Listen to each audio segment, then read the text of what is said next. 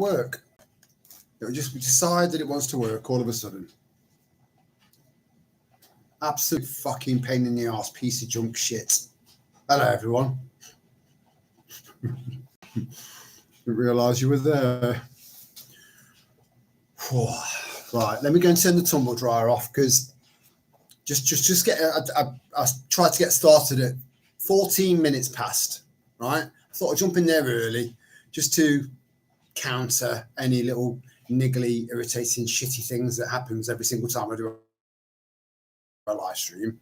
And then about 10 minutes in, I started to get a bit aggy. You know, I'm thinking, should I cancel the live stream and go and get the hammer and take this outside and just smash the fucking shit out of it and then get another laptop, a cheap one, you know, can't be worse than this.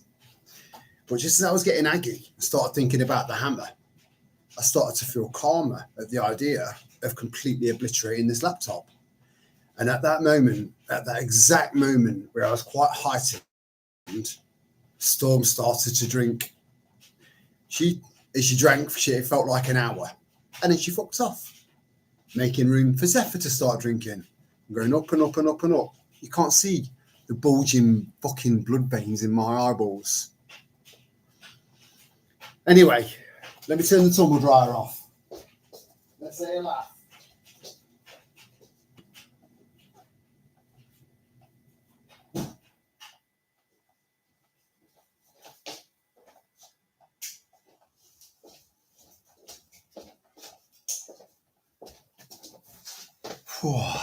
And I was charging my solar generator up as well. There's a channel, right? I forgot what it's called now, but she goes like she just go on about Bovea and stuff. She's got a bit of an accent. You might know her. She's a little bit. Anyway, because hey up, Michael, and hello, Lana. Welcome to the party. So, because the channel's kind of getting a little bit bigger, she's getting approached by people now to try and flog their shit on her channel. Now, I have been approached a couple of times, and I have mentioned it, and I've turned their products down, even though I knew I could get them for free. But I had no way of proving that they actually worked. So there's no way I could, you know, again, integrity. It took 5 years. And you could lose that like that from trying to sell something to you guys that is shit. But it might not have been shit. So she started flogging stuff now, and the last thing that she's just been selling, and I did get very honest in the comments section. I did say, look, for a third of the cost, because it was the smallest solar generator I've ever seen. So it can be charged with a solar panel, probably not a very big one either. It was only 100 watts. You know, my solar controller is 2,000 watts. 100 watts, shit. Now, I worked out that for what she was trying to flog that to her subscribers for, right, in order for her to get hers for free, because that's the incentive, you've got to sell them.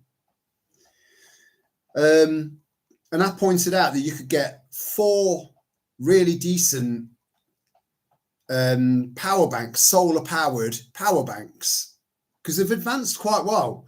You know, they can charge up in probably not great on a day like this where it's just done nothing but fucking rain. But on an average day, yeah, you could charge one of them up in a day. So you could get 4 of them for a third of the cost, which would be an equivalent amount of energy, an equivalent amount of power in those 4 power banks to what she was selling. And that cost 3 times as much. And I pointed that out, on top of the fact that it was a make I've never, ever heard of. And look, we're preppers. You know, we get to know about like Bluetti and All Powers and the rest of the well-known ones. I'd never heard of this.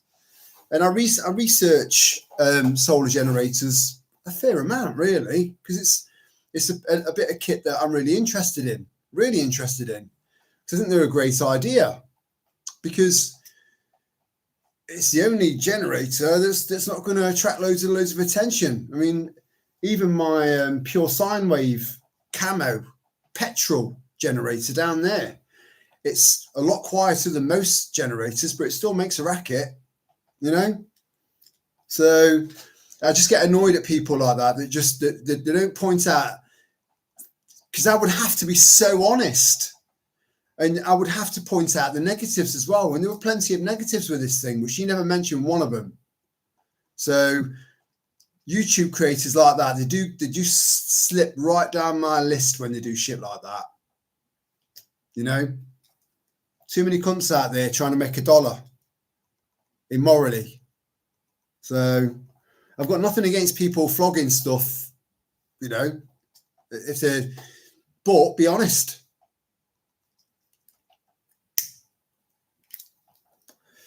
Do a little bit more research about it before you start trying to flog it to your subscribers.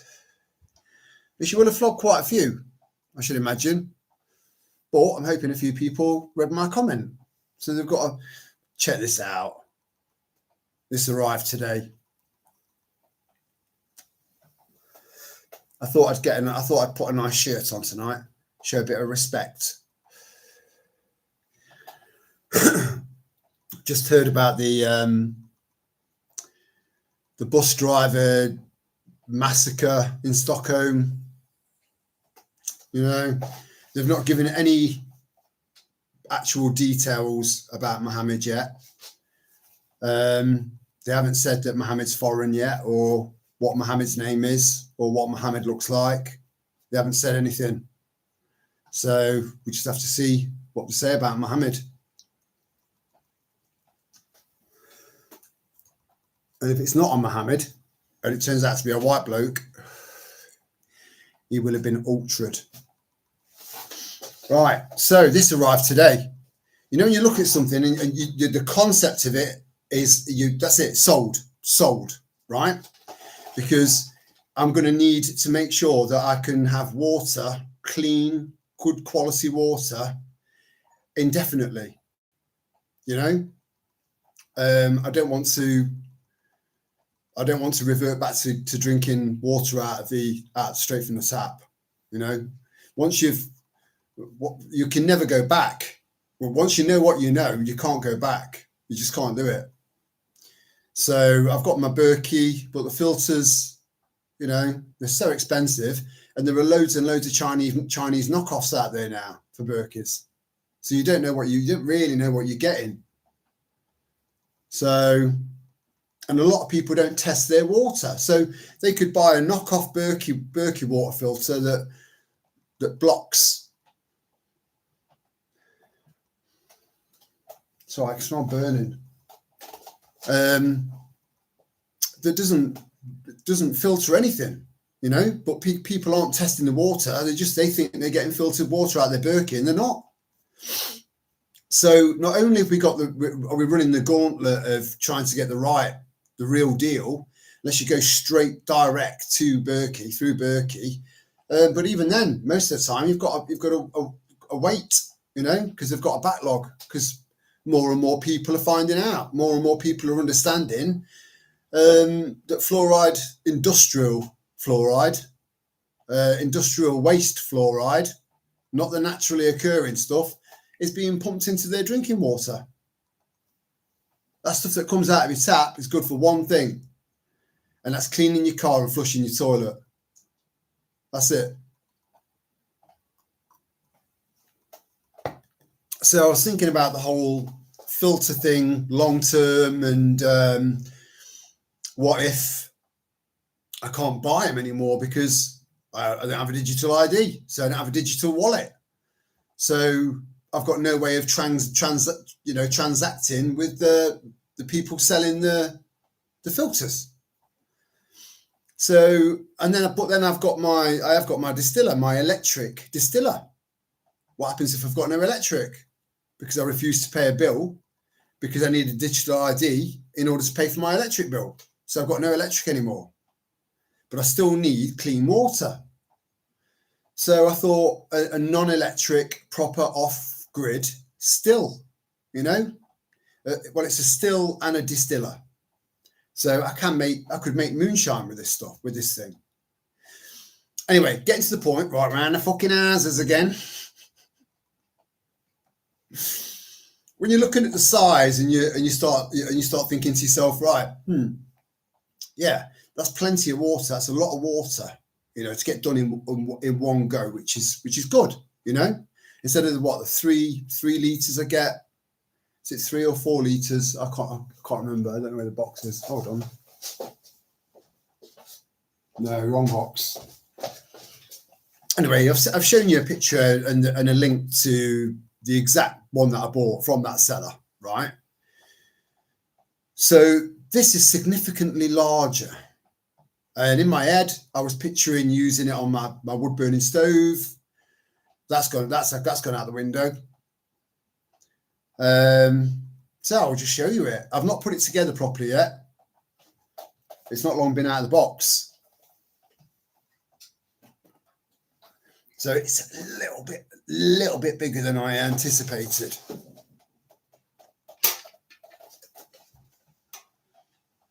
You know what I mean?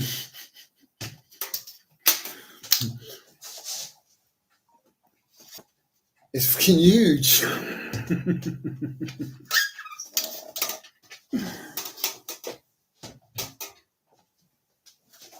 But with this, I can just bring pails and pails of water back from the river that's contaminated with fuck knows what, right?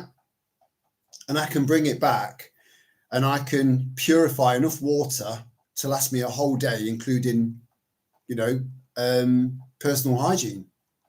So cooking, drinking, the girls, cleaning myself, no problem. So, but I just need to, I've got a few ideas in my head and I could even use it on the fire pit. Oh yeah, I wish I'd gone for a smaller one because I'm sure you can agree. It's pretty big. Anyway, never heard about that. What's just happened in Stockholm? Yeah, it's terrible. It's going to get to the point now, right, where it's leading up to Christmas. You don't know what to get her. She don't know what to get you. But you're both adrenaline junkies, right? So you're thinking, right, shall I get a gift voucher for her for a bungee jump? Let me just close that door because all I can hear is licking. It's as bad as the drinking thing. I might see if hypnotism will work or something like that. It'll make life so much easier. I find so few things tolerable now. And she'll be thinking, shall I get him like I don't know, like a Lamborghini racetrack go, something that's going to pump the adrenaline. Well, now it's 10 times cheaper just to go to a fucking Christmas market, looking over your shoulder. Oh. Proper alert, adrenaline pumping through your system, just waiting for a car or a bus to come ploughing through. This shit's starting to become normal. Madness. Hello, Headure 88, head or Ed URL. Right, I think bit of computer language going on there. I think that's why Lana went straight in there with a hi, because I know shitloads about computers. How you doing? Yeah, welcome to the party, my friend. Where do you hail from? Are you England? Yeah, the rain, it's been relentless. It's just loads of localized flooding, a lot of College Street, which never really floods, the main road. A lot of cars were like pulling into the middle of the roads, come back in again, and it's quite bad. So I would put good money on betting that the river at the bottom of the road has burst its banks again. 100%. It's burst its banks from less than this, and it's just not stopped. It just won't stop. And I was considering going to the caravan this weekend, but the last time I went to the caravan, when it rained like this over Christmas on New Year's Day, I wrote my car off in a flood. So, and that was a 4x4. So, you know, this, I haven't got a 4x4 anymore, so it'd just be too risky. So I'm not going to bother. Anyway, if you wanted to build a drum kit, that could be your floor tom. Firstly, Michael, who the fuck's Tom? Have you been seeing someone behind my back? Where did you get home, you fucker? Yeah, it is a bit big, mate. But so I think I'm in two minds of whether or not to say, would it be possible for me to send this back and go for a smaller size? You know, I'm just debating. I'll think about it over the weekend. You know, I've got everything. I can pack it to exactly what it was. It's not been put together. It's not been messed about with. I just need to have a think about it over the weekend because it is a bit too big. You know, because the smaller it is, because you can keep just topping it up. You know, take it off the heat, let it cool down, top it back up, put it back on the heat again, and just keep filling stuff up, filling bottles up and stuff like that, and keep it going. Especially on gas. Gas is a lot cheaper than electric at the moment. It's always been cheaper than electric, but not much. My electricity bill is always higher than my gas. I don't know if that applies to you guys, but again, we're paying more than any other country in the whole world. It's mad. Our little island that created and changed the world, you know. And this is how we repay ourselves as a nation for changing the world for the better. Or is it for the better? It's all about perspective. Hello, El Paterson. I haven't seen you for ages. Hi, Terry. Do you have any tobacco plants left? I do. I've got one lot. I've got one lot left. One lot that's postable, but I'm not sure how many plants are in the. Because when I post them, Lana sourced the exact correct size, perfect size box to get these posted off. But then I put loads of like scrumpled up paper and kitchen roll, and also just to kind of keep it wedged in, and then fragile written all over the boxes and everything to make sure that it looks. Be careful with this thing. By the time it reaches the other end, it's like someone's like attached it to a piece of string, and you've got 10 people with boxing gloves on, or just fucking smashing it, or using it as a piñata. So, but that might be different if I send it to you, but I'm not sure how many of them are live. So before you make a decision on whether you want me to send them to you, I'll just quickly bring them down and show you what's left, right? Because all of my other plants are all established. And anything else is going to would be too big to send in the post.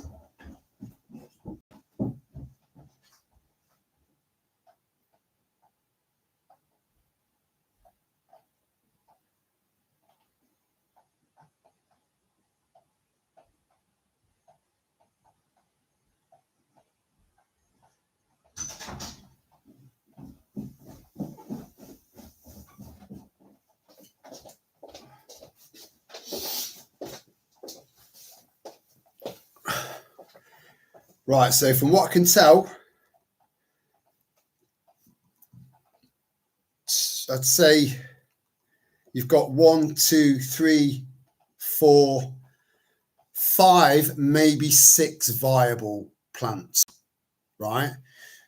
But it is coming. It is. I mean, and obviously some of them are really, really good, but some of them just need a little bit of encouragement, but are still sortable. I'd be able to sort them out. I'd be able to bring them back. But you're looking at 6 plants maximum, really, there. But again, more and more people are stating, and they're coming up with their sources as well that don't all appear to be the same source, about the medicinal properties of nicotine, you know, and the fact that it can attack the nanotech that was in that. So whether you add that or not, to some degree, is slightly irrelevant, because they're spraying it from the skies, so you're breathing it in. So it's going into your lungs and in through your nose. You're ingesting it, so it's managing to find its way through the blood-brain barrier, and so we have to keep coming up with ways and ideas, and sharing those ways and those ideas on how to combat that. And nicotine can do it. So it's it doesn't make a particularly pleasant tea, and you need to let it stew for a good 10 minutes as well. And you do run the risk of getting a nicotine rush. But as you get to know what, you know, because you could always make a brew that's very strong and then split that up, dilute it down, so you could just take it in on a slower basis, instead of necking it, because it's cold, you know, it's cooled right down, and then 2 minutes later you're like, fucking hell, I'm gonna die, you know. So to anyone that's never had a nicotine rush before, they would have seen that. Actually, that's just made me really fucking lightheaded.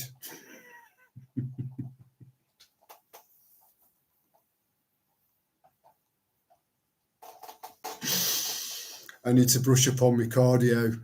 Fucking hell.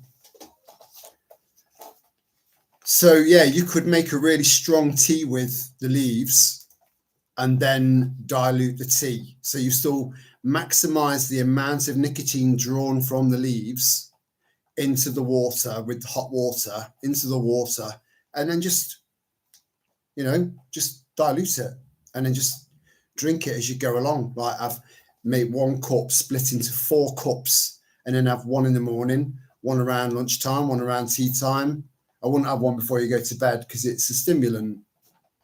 But yeah, just spread it out throughout the day. Nicotine. It's definitely a thing.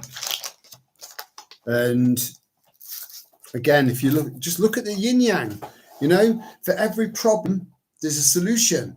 And all of the governments, especially the Western governments, the most devious,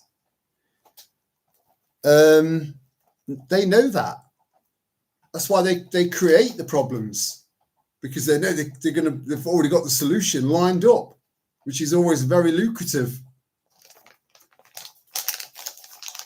But that is life. That's literal life. Is that no matter what happens, there is a solution. It's just sometimes the bad thing that's happening or happened is so horrific or bad that you're blinded from the solution. That's why you've always got to stay balanced. Look for the silver linings. Do things that make you happy. Balance yourself out so you're balanced. And then you'll always see the solutions, the answers.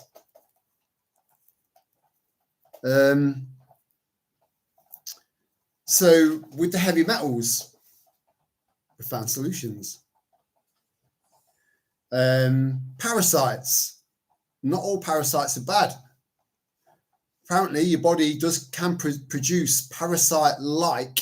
You think about the bacteria that's in your gut is unique to a human's gut, yet it's a different life form.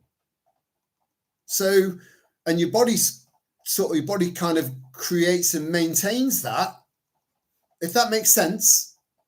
So what's to say that your body can't create its own parasites to try and attack, say, heavy metals, because you've got too many in your body?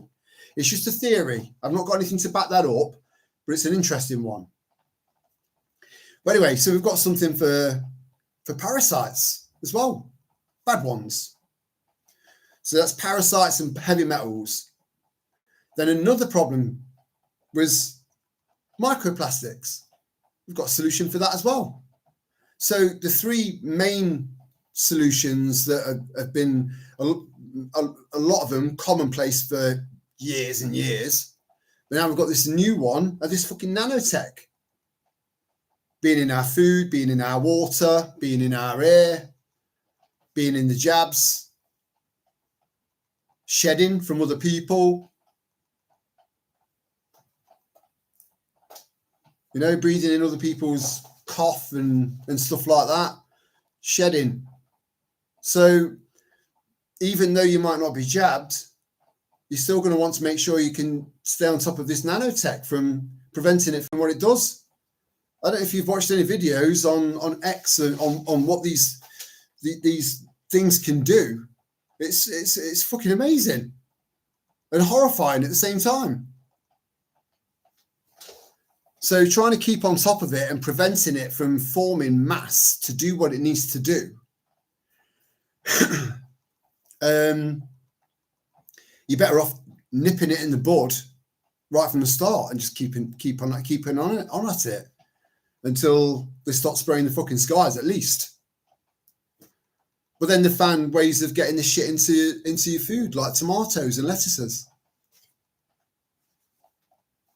Again, all the more reason to learn to forage. Oh, found out something juicy earlier on that didn't surprise me at all. So, the Vatican AI project. In 2023, the Vatican launched an AI ethics initiative.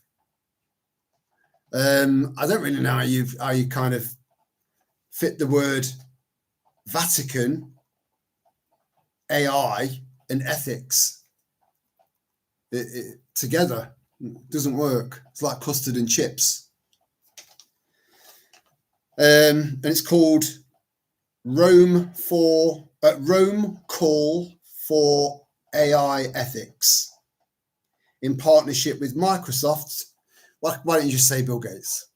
Why don't you just say that? In partnership with Microsoft and IBM, the Vatican.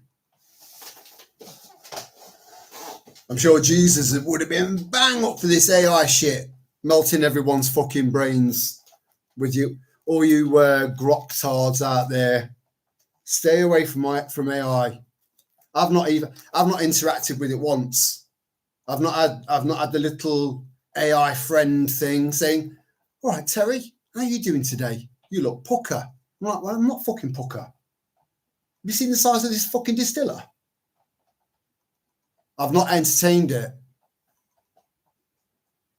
And I won't, because I know how much tech is just making people more and more stupid and thick, right? And let me give you another honest to God example of this, right? Not AI, but an example of what tech's doing to people, right? So every Wednesday, without fail, unless he's ill or I'm ill, then we'll rearrange, or something else, So we went to the pub and played a few games of pool and had a couple of pints. And since the last time we went in there, it was just you put a pound in and you press a button and it enters the balls and you rack them up and went in on Wednesday and they've changed it. So now it's £1.20 a game and you can pay by money or card. Now it was £1 a game. So we've gone in there armed with pound coins. Not wanting to use our cards, It's gone up to £1.20. We've not got any cash on us other than notes and pound coins. So anyway, I went up to the bar and there was a girl there. She was probably in her early 20s, right? And I said to her, and I had a pound coin. And I said, right, you're not going to believe this. because I was like, are you taking, is this a wind up? Is this real? I said, right, can I have a 50 and either 5 10s or 2 20s in a 10? Right? Because it takes 10 pence pieces and 20 pence pieces. So I'll take whatever you've got the most of, because I'm nice like that. And she was like, what do you mean? Change for, can you turn the pound into change for us? A 50 and like 5 10s if you've got plenty, or a 50, 2 20s in a 10. She's like, oh, I'm shit at maths. I'm thinking, are you fucking serious? So I had to go step by step. So a 50 is half a pound. And then you've got 2 20 pence pieces. That's 40, so that's 90. And then a 10 pence piece, that's a pound. A 50, 2 20s, and a 10.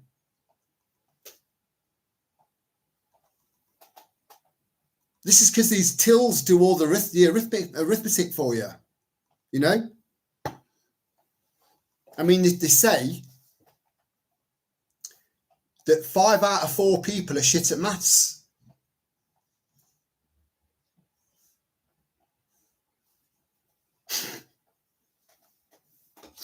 The last bit was a joke, but the barmaid, honest to God, absolutely mental. How do you filter water with that machine, Terry, without electricity?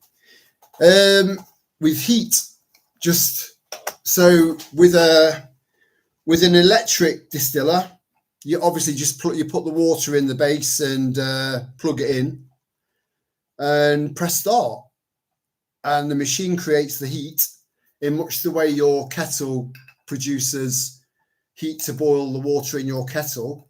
Same thing, but it turns it into steam and then collects that steam, and then the steam goes through a little, like a charcoal tea bag thing that you can make yourself, and then drips into a container, right? With this, you just place it directly over a heat source. So your hob, or one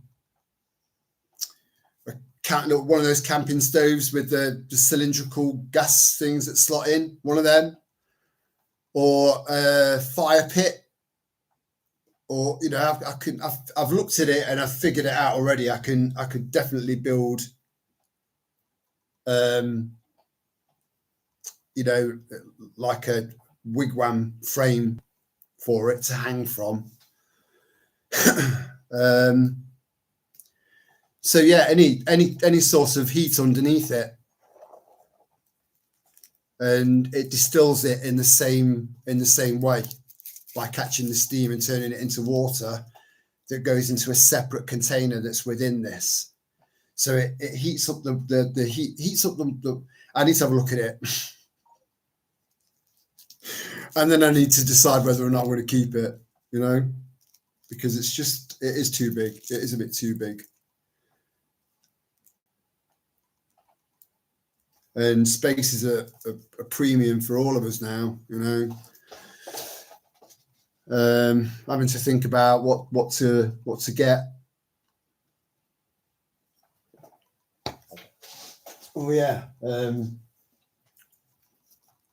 some little boring bits to some people. So my new 2 books have arrived, and both are excellent. Oh, they're really tried in there. I do some shuffling. It was like book Tetris. There we go. Someone recommended this to me. You know, based on when I went to have a look at a spot to Gorilla Garden, and I did mention that even though there was one spot that had catch some sun, and not a bad amount of it either, that's where the grapevine's going to go. But the rest of it's quite dappled, which would be perfect for something like wild garlic. I mean, wild garlic would, yeah. Right, so wild garlic is definitely going up there because it's the king of plants as far as it will come to me. It will come to me. So because it's all dappled, this came through. Creating a forest garden, working with nature to grow edible crops. And as you can see, it's quite substantial. It's an impressive book. And what it was being sold for, what I ended up paying for, it was different. So I insisted on a refund. So I got a couple of quid back. And then the other one is this. I've become more and more and more, and it's got a picture of a border terrier on there as well. Look, just there, gorgeous. I love borders. So yeah, this book here. The girls haven't eaten kibbles now for about 2.5 weeks. So I am going through quite a lot of those. You know, there's big 3 kilo bags of pasta that you can get from Farm Foods. I get through one of them in no time, because Storm could, she could eat her way through the world. She could bring about a famine just by eating everyone's food. So this is just a really, really good book. So you can come up with your own ideas on making treats and making different dishes, doggy meatloaf. It's all very, very, very easy to follow. Whoever created this book, and thank you, Lana, by the way. This was sent to me by Lana.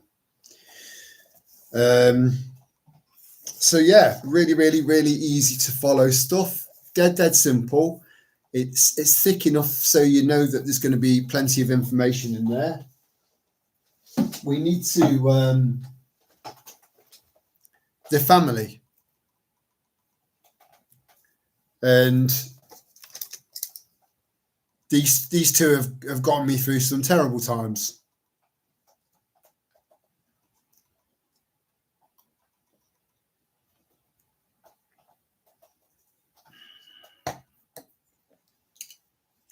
So I kind of owe them. At least give them good food. So that's what I'm trying to do. But I hope that answered your question, L Patterson. I know that I'm sure L's the initial of your Christian name and Patterson's your surname. If you could, and I'm sure I've asked you before. I'm so sorry. I'm just so terrible with names. You can tell me your first name if you want, or a pseudonym. Just so I don't have to keep being so informal with so formal with you. I'm useless with plants. How long do they take to grow? Once they get going, let me read the rest, all of it first. I'm a fucker for that. You just keep them on a windowsill. Sorry for all the questions. Never apologize for asking questions. That's something that I love. In fact, questions will make the live streams last longer because I've got stuff to bounce off. And if it's something that I don't even know, there'll be someone in the chat that will. I guarantee it. You'll get an answer. But never apologize for asking questions. I love it. I love it, because it tests me as well. It tests me to see what I know, and it will test other people to for what they know. So it's a good thing. It's a positive thing. And on top of that, we're all sharing information with each other that's expanding our knowledge and our minds and our preparedness, moving forward, making us more resilient, which is, you can't get better than that, so yeah, no problem, absolutely no problem. So going back to the plants, once they get going, once they take off, like the these here, the ones that have truly established themselves, you know, I'll take a bomb to stop them. It doesn't matter, you know, as long as you keep them moist. Keep them moist, right, but not too moist. They're like, fuck it, I'm gonna grow, and they just grow and grow and grow and grow. You know, they grow really, really quickly. So when I brought all of my plants in, they were probably, the average one was probably about that high. So everything's the other way around, right? Probably about that high. Okay. So I brought them in, and my kitchen is north facing, so it doesn't get any direct sunlight whatsoever. None.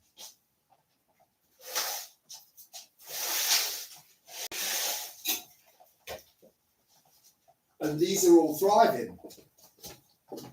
So since I brought them in to overwinter,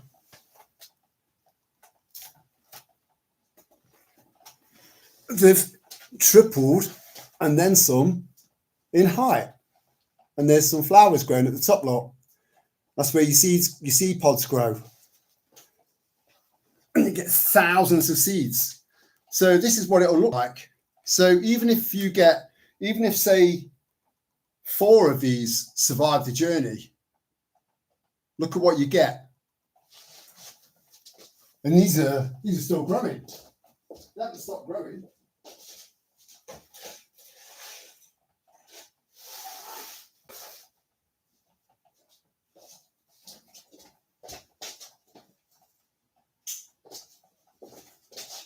In fact,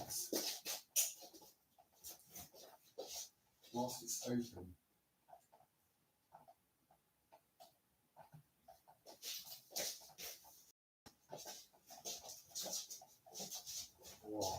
I've got a dripping tap. I've got to move it into a certain position because the noise drives me nuts.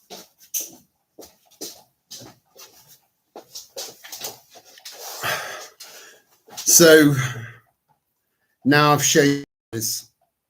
I'm assuming you're a woman. You're a bloke. Gay. So I got some. You can't really. Oh, they're in the packet. So I've got some American ones. You can't make that out on here. I don't think it'll. No, it doesn't matter. So this is a different type of tobacco I'm going to grow in next year that I've had to buy in. But I've proven that I can grow copious amounts of tobacco plants from a little pack of seeds where each seed's like a grain of dust. And I potentially grew a tobacco forest, all from these tiny little seeds. But this is the amount of seeds that I've got from one plant, right? Now, considering that the seeds are so tiny, they are so small, it's ridiculous. I could probably fit about 50 on my little finger nail. About 50, maybe more. No, maybe 100. So you can imagine how many seeds are in these, right to the top, with some moisture absorbers in there. And that's from one plant. Now, I don't know if these seeds are going to be viable. And the reason why I'm wondering that is because I only grew one plant to adulthood, to the point where it flowered, and then the leaves fell off, and then the pods went brown. As soon as they've gone brown, then you can harvest the seeds. Let it dry out a little bit first, makes it easier to get the seeds out. But it hadn't been pollinated. So it had been grown from seed as a plug, then given to me as a bigger plug from Michael. And then I brought it home and then just nurtured it into the monster that it became. And harvested all of these seeds. Now, I would have thought that if a plant that has produced a shitload of seeds then surely it must have, unless they're self-pollinating, or I don't know, or maybe when it did flower, because it flowered outside in the garden. When it flowered, maybe it had pollinators going in and out of the flowers. So it sort of self-pollinated. I need to look into it. Because if all of these seeds, the point I'm trying to make is, if all of these seeds, right, are all viable seeds, or even if it's just, they say as a rule of thumb, if something like 65% of all of your seeds germinate, you've done good. You've done well, very well. So if 65% of these germinate, then I'm looking at thousands of plants. So this is a never-ending supply of tobacco, never-ending. So it's a no-brainer. It's a no-brainer. To anyone that's got a lack of space,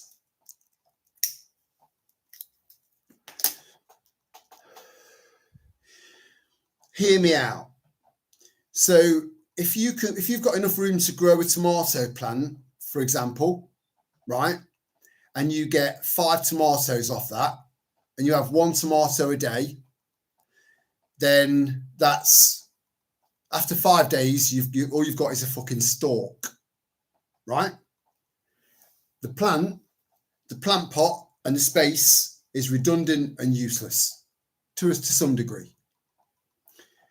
You grow a tobacco plant in its place instead, then you've got tobacco leaves that you can then barter with or turn into tea to combat the nanoparticles, right? And then you grow it, preferably outside, or you can pollinate with little cotton buds, double-ended cotton buds, you know, right? Just do it the non-natural way. And you'll have seeds that you can sell, seeds that you can grow and then sell the plants for even more. So a tomato plant or a tobacco plant. A tomato plant's not going to sustain you for very long, is it? If you had 1 tomato a day for 5 days. Whereas you can trade tobacco for anything. People will be desperate enough. So, just saying.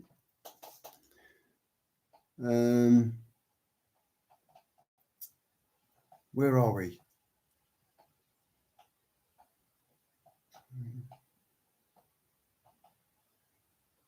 Well, yeah, anyway, going back to the plants, L. Patterson. As long as they survive the journey to you and they're not all snapped up, which I will try, I'll endeavour to make sure that doesn't happen. I'll try my level best, right? You're going to need to email me your address, right? And I'll put my bank details in there for you. And I'll send them on to you, no problem. And they're easy to grow. Just keep the soil moist. I'll always grin when I say that word. You know, there is a childish side to me. There's a childish side to every man. But mine only ever comes out when I say moist. So, oh dear. Hope it helps the girls. Yeah, I'm sure it will, Lana. I can't wait to get stuck into it. I've had a little bit of a flick through it, you know, just to get a rough idea. And I'm quite impressed with it. So thank you very much. You know, really appreciate that. Let's see. Soz, I'm Leia. Are you Leia? As in Princess Leia? Hubba, fucking hubba. Actually, she's dead now, so she probably don't look as good. I'll take that back.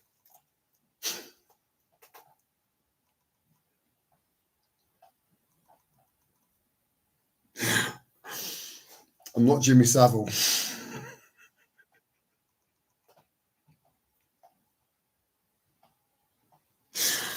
Too dark, too early. As my gran used to say.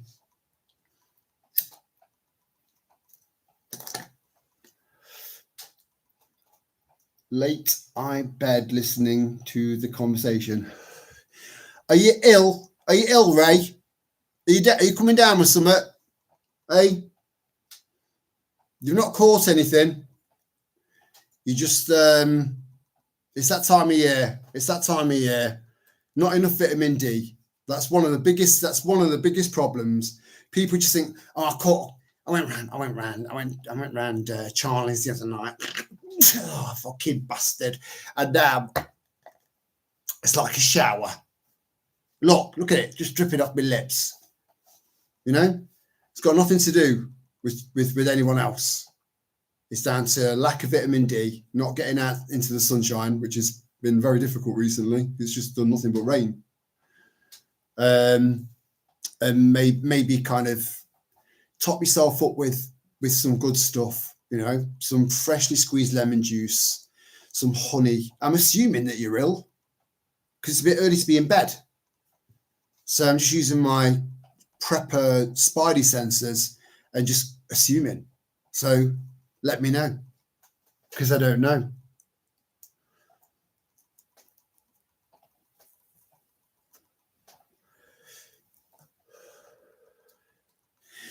Someone sent me a brilliant, again, I'm not a fan of AI, but a lot of the animations and stuff that they can do now, that AI can do, pretty good.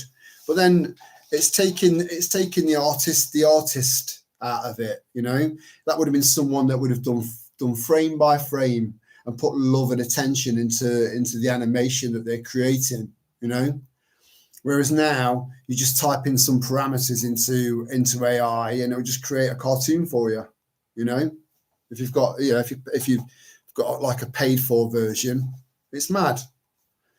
And it was about two-tier policing, and it was just so brilliant and it was so accurate. And the way that the police, albeit cartoonized a little bit, actually looked like the average turnout at a fucking march or a protest. You know, they're a right state.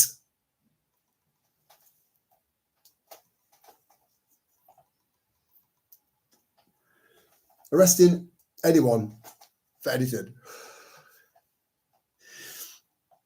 Even ducks, they're arresting ducks. Mad. But not normal ducks. The ducks that you see in rough areas on street corners selling quack.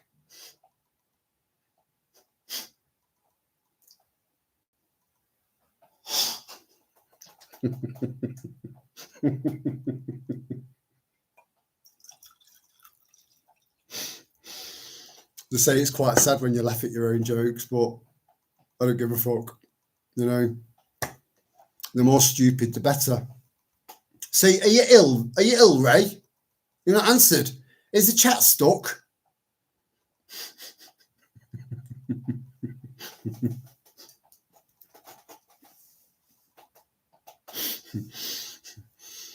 Oh dear.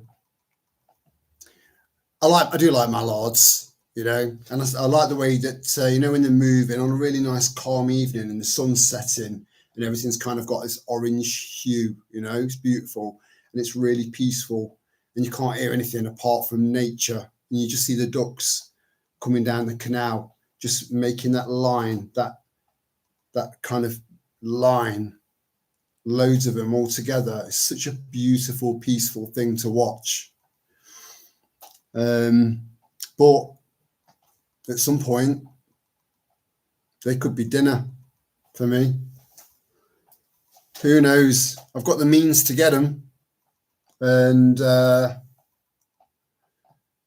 a survivor. I've survived plenty, you know. So at 53, after surviving what I've survived, you end up with fucking momentum So I'm not going to stop now.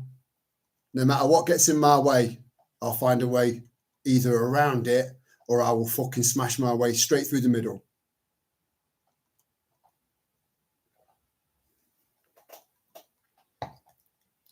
Oh, well, I wasn't expecting you to be so graphic, Ray. But hey, we're all friends here, and I'm glad you feel comfortable enough to tell me that you're scared to fart, essentially. You know, that's what you're saying.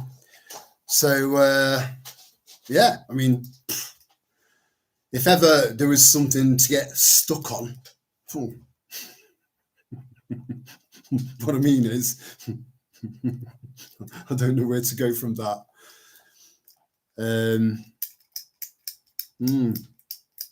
Because I've got quite a vivid imagination, you see, which just doesn't help. It really, really doesn't. It doesn't.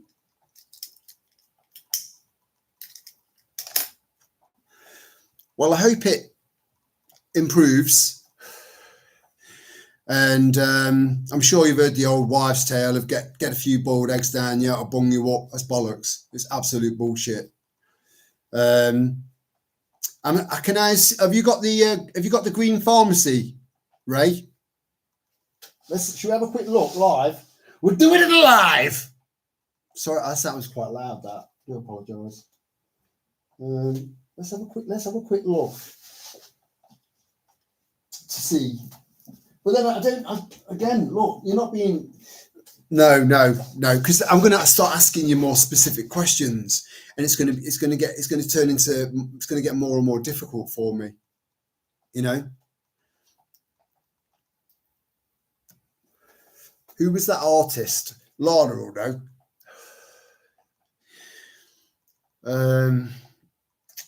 What was her name? Her artwork was terrible. One was a bed, and it was a. Can you recommend anything? Right. Well, have you got right? Just give me a really quick yes or a quick no to a set of questions. 3 questions, right? That's the one. I knew you'd know. So that's what I'm envisaging Ray now on a bed that used to be pristine, but she's so fucking wiped out because she's run down and with the runs. She's just on the bed like that, right? Bit of drool there. A little circle of yesterday's sick, right? And just shit everywhere. That was one of Tracy's, similar to one of Tracy Chapman's work. Tracy Ehrman. It can't be Tracy Chapman. Yeah. He's got a fast car. Oh no. That's art. Yeah, Tracy Ehrman. Yeah. Quite an embarrassment, really. Messed up woman. You should never go on TV pissed out your face. And you wouldn't create art like that unless you were damaged in some way, you know, and you'd not come to terms with it. I live near Trav.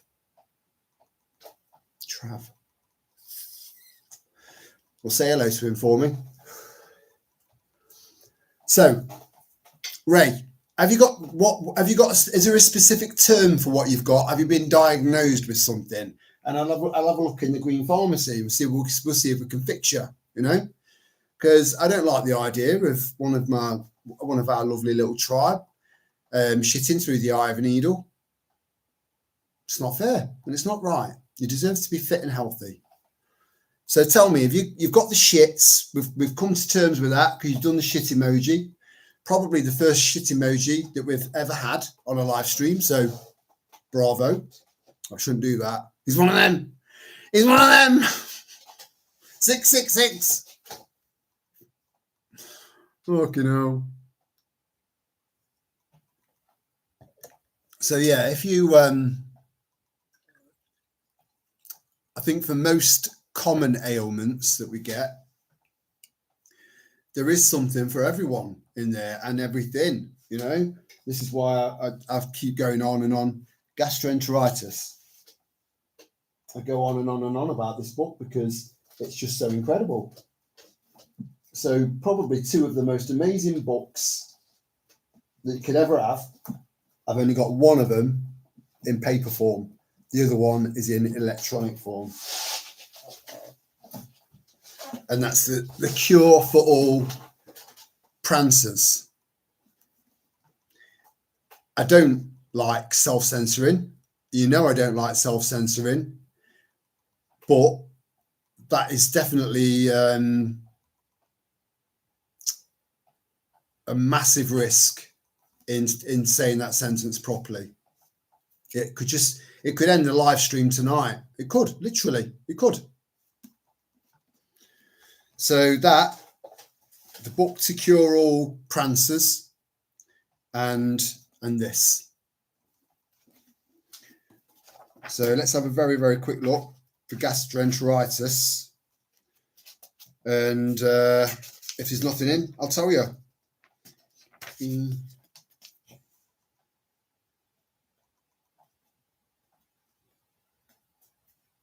Wow. It's not in here. I do apologise. We've got gallstones and kidney stones, genital herpes and cold sores, gingivitis, glaucoma, gout, and Graves' disease, which is hyperthyroidism. Graves' disease. Yeah, there's only 6 listed for G. So I do apologise, darling, but I'm sure that there is a natural remedy for it. There's a natural answer for everything, but there's probably some conditions where a natural remedy literally hasn't been found yet, but it exists. I guarantee it. Everything has an opposite. For everything bad, there's something good. For every illness, there's a cure. I'm telling you, 100%. That's something I've got 100% faith in. It's just finding it, you know? And we've got hundreds of thousands of years, potentially millions of years. We just don't know, right? Of information that's been learned from generation to generation to generation to generation to generation, that's been passed down genetically right down into you. Yet because we've been so programmed, we've got blocks in our brains and blocks on lots of other things, chakras, if you like. Oh, it's going woo-woo. I'm not. It's just people have got different terms and different words for different things. So I'm just trying to give you a rough idea of what I'm saying is we've been suppressed. We are still being suppressed. Where a lot of us are growing. We're growing now. We are evolving, changing. And that's all because of knowledge, sharing knowledge with each other and researching stuff, trying to find answers. And we're growing as a result of that. And as that happens, I think more and more will be unlocked within our genetics that will make things easier and send us down different paths that we're meant to go down, maybe. Who knows? There's so much we don't understand, you know, but I do know that we are capable of healing ourselves. You know, they wouldn't have blind trials otherwise. They just wouldn't do it. And they're still studying that, the placebo effect. We can fix ourselves from anything, apart from artificial interventions. But we're finding ways around that as well. Tobacco, you know, and various other things as well that can help. There must be a singer or something. Yeah, you know who she is, Lana. Amazing singer. Bit blokey, you know. She's not. I don't look at her and think, she's dead feminine. But beautiful singer, very, very talented woman. Hello, Lady Geek. I'm glad it's Geek and not Gaga, because you know. and very twisted, you know, toil and bubble, and you're a fucking frog. But yeah, anyway, yeah. So brand new to the chat, and I've took you down a dark route straight away. I do apologise. It's not a very polite welcome.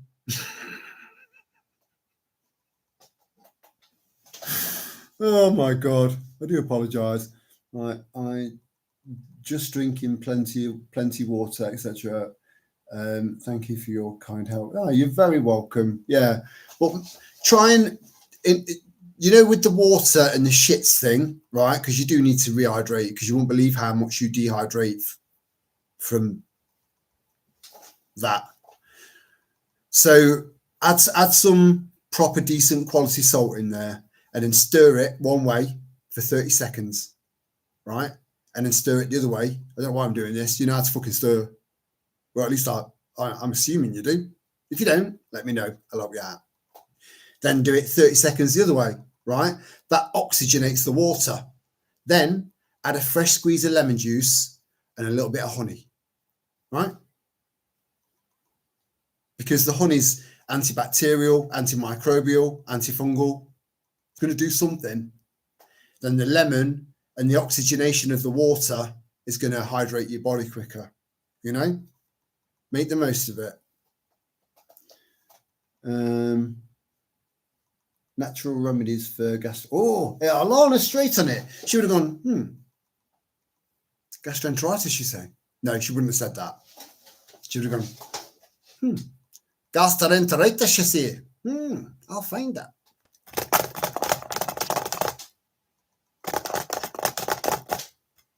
That'll do. And then she's typed it all in. she's so fucking, yeah. Staying hydrated and clear fluids and electrolyte solutions. Rest. The electrolyte solutions is what I've just given you. Don't drink Lucozade, you know. You're welcome, Lana, because it's to do and you know. Resting and following the brat diet. You little fucking brat. Teachers used to call kids brats. Yeah, brat. It's not very teachery. That's not a good teacher. Mrs. Jones, ginger hair, right? Loads of freckles, very fucking angry all the time. She used to hate me because I'd read all the books. I'd read them all, you know. I've played with that. I've done with that. I've done everything, you know. I need more stimulation. So she used to call me a pest, you know. I was only like 5, 6 years old, a pest. Because I needed stimulation. She wanted kids that just got on with it, you know.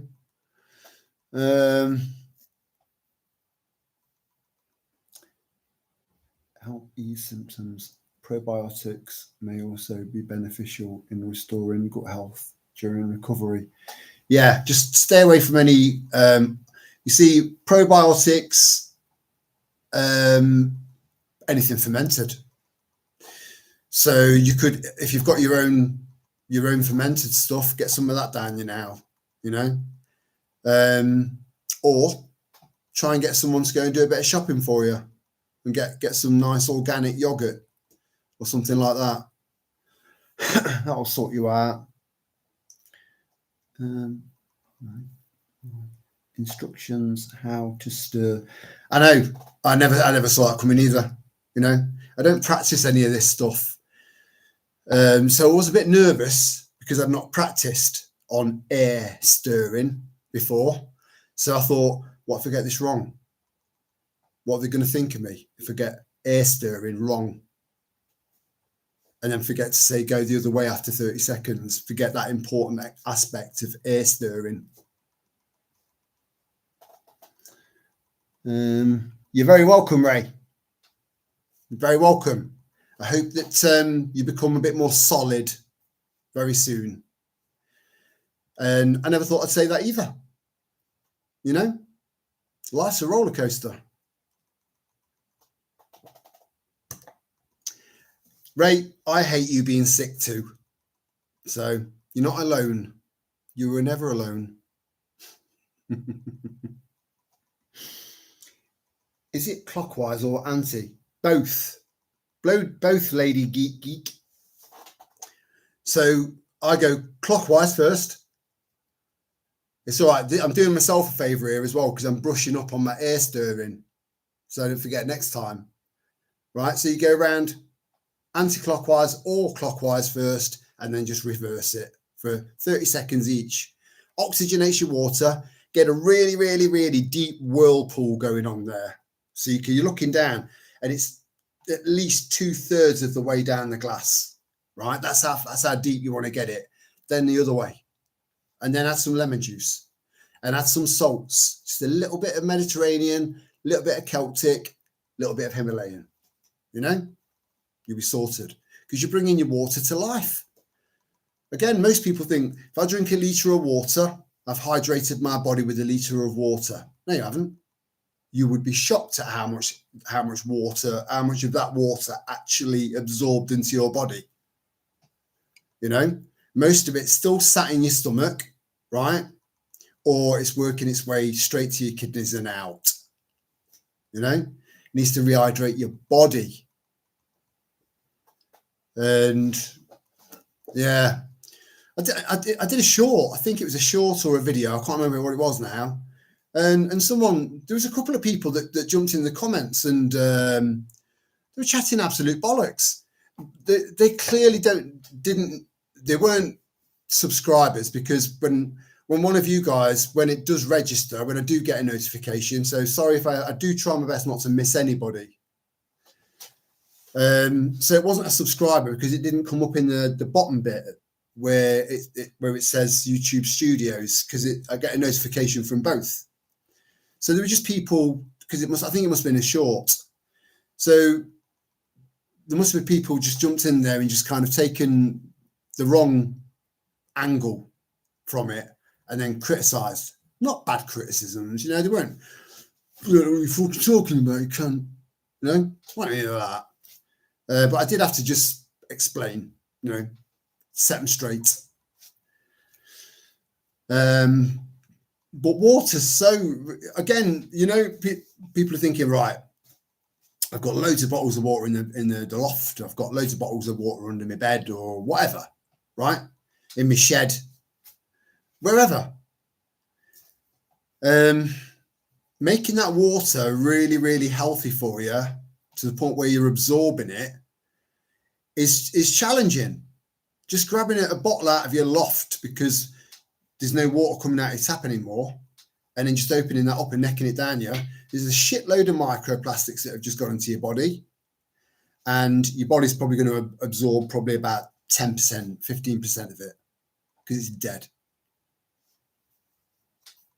You know? So you might as well just go up and destroy 80% of your water reserves that you've put by because your body's not going to absorb it anyway. So you need to put things into place to make sure that you can maximize the maximum amount of absorption, of hydration. Water above anything. Fuck your rice and beans. You'll find a way. You'll find food somewhere, you know, but water, your entire being relies on being hydrated. Because in order for it to repair itself, and it's constantly repairing itself. Anyway, and cleaning your blood, you know. I'm glad you're taking notes on air stirring, Lady Geek. I know I'm useful for something. Yippee, guys, make me want to carry on this fucked up world. Good. Never give up. Look how far you've come. You'd be mad to turn back now or knock it on the head. Absolutely mad. So every single adversity, every single massive impact, every single massive heartbreak, every single self-destructive mechanism that's kicked into place throughout your entire life all of the shit that you've had to tolerate, right? Yet here you are. If you can deal with all of that, you can deal with what's coming. I'm telling you. Have faith in yourself. I think I'm really scared as to the state of the country. Well, I think I've just answered that. Now I've read it. I've just answered that to your previous, and it's the truth. Have you tried electrolytes? Make your own, Lady Geek. Just make your own. You can get powder, but where the fuck's that come from? This is one of the things that we need to be paying attention to more now than ever, right? And do you know what just jumped straight into my head? Soylent Green. Just jumped straight in there.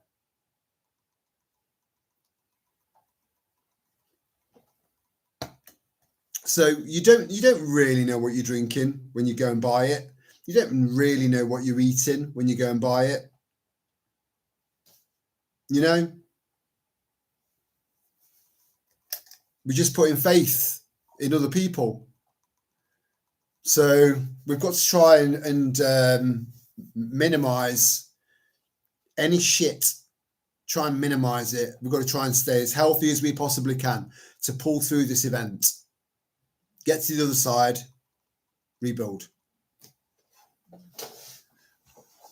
And I know that I've properly oversimplified that, but that is just it, really.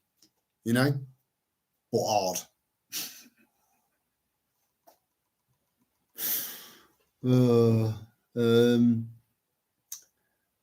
Powder, true.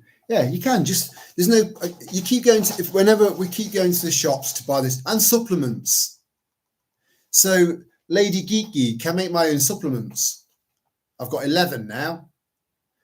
And I keep 4 of them in mason jars. So they're all stored in glass. So guys, bear with me. I'm just going to get bring one jar through because Lady Geek's new to our little tribe. So I just want to give a quick demonstration of the fact that we put a lot of trust into supplement suppliers, for example. Now,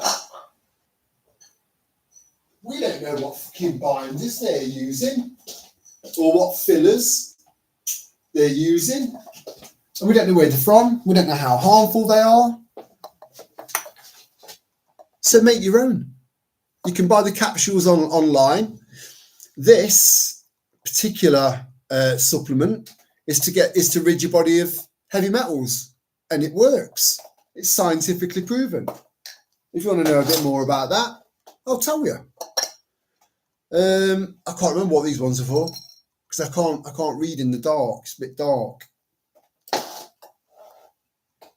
And another one. There's 11 of these altogether, different ones. I just thought I'd bring a little selection through. I mean, this is the most common one. That is turmeric and black pepper. If you look up the health benefits of turmeric and black pepper, Lady Geek, it'll blow your mind. Take at least 2 of these a day. And then the good old lion's mane, which I grow my own. So even the lion's mane supplements are organic because I grow my own and then process it down into a powder. I'm after turkey tail next, so that'll be my 12th supplement. Now, considering I take two of some of these a day, it's like that.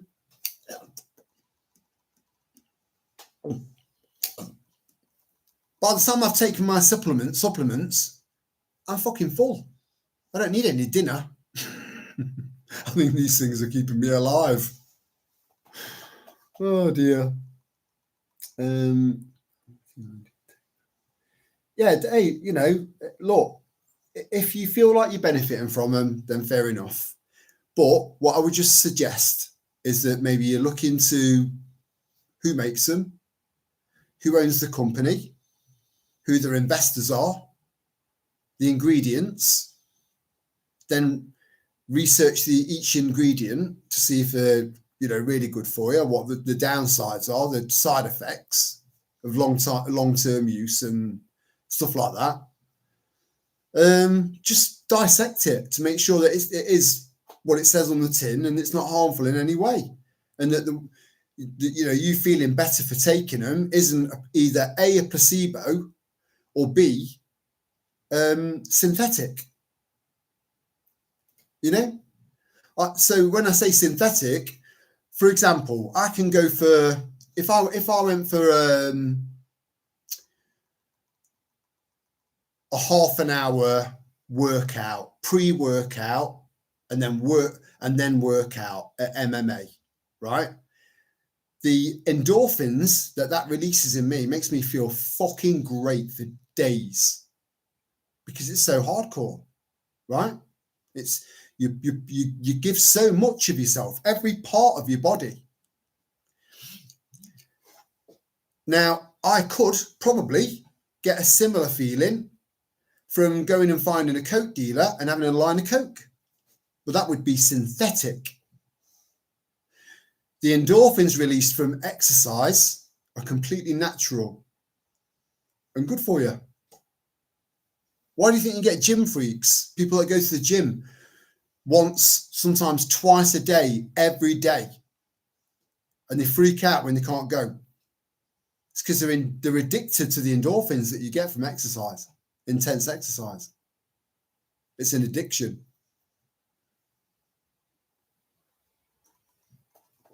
But it can go too far the other way. You can get people that go there because they can't live without that addiction, that endorphin hit, because it does feel good.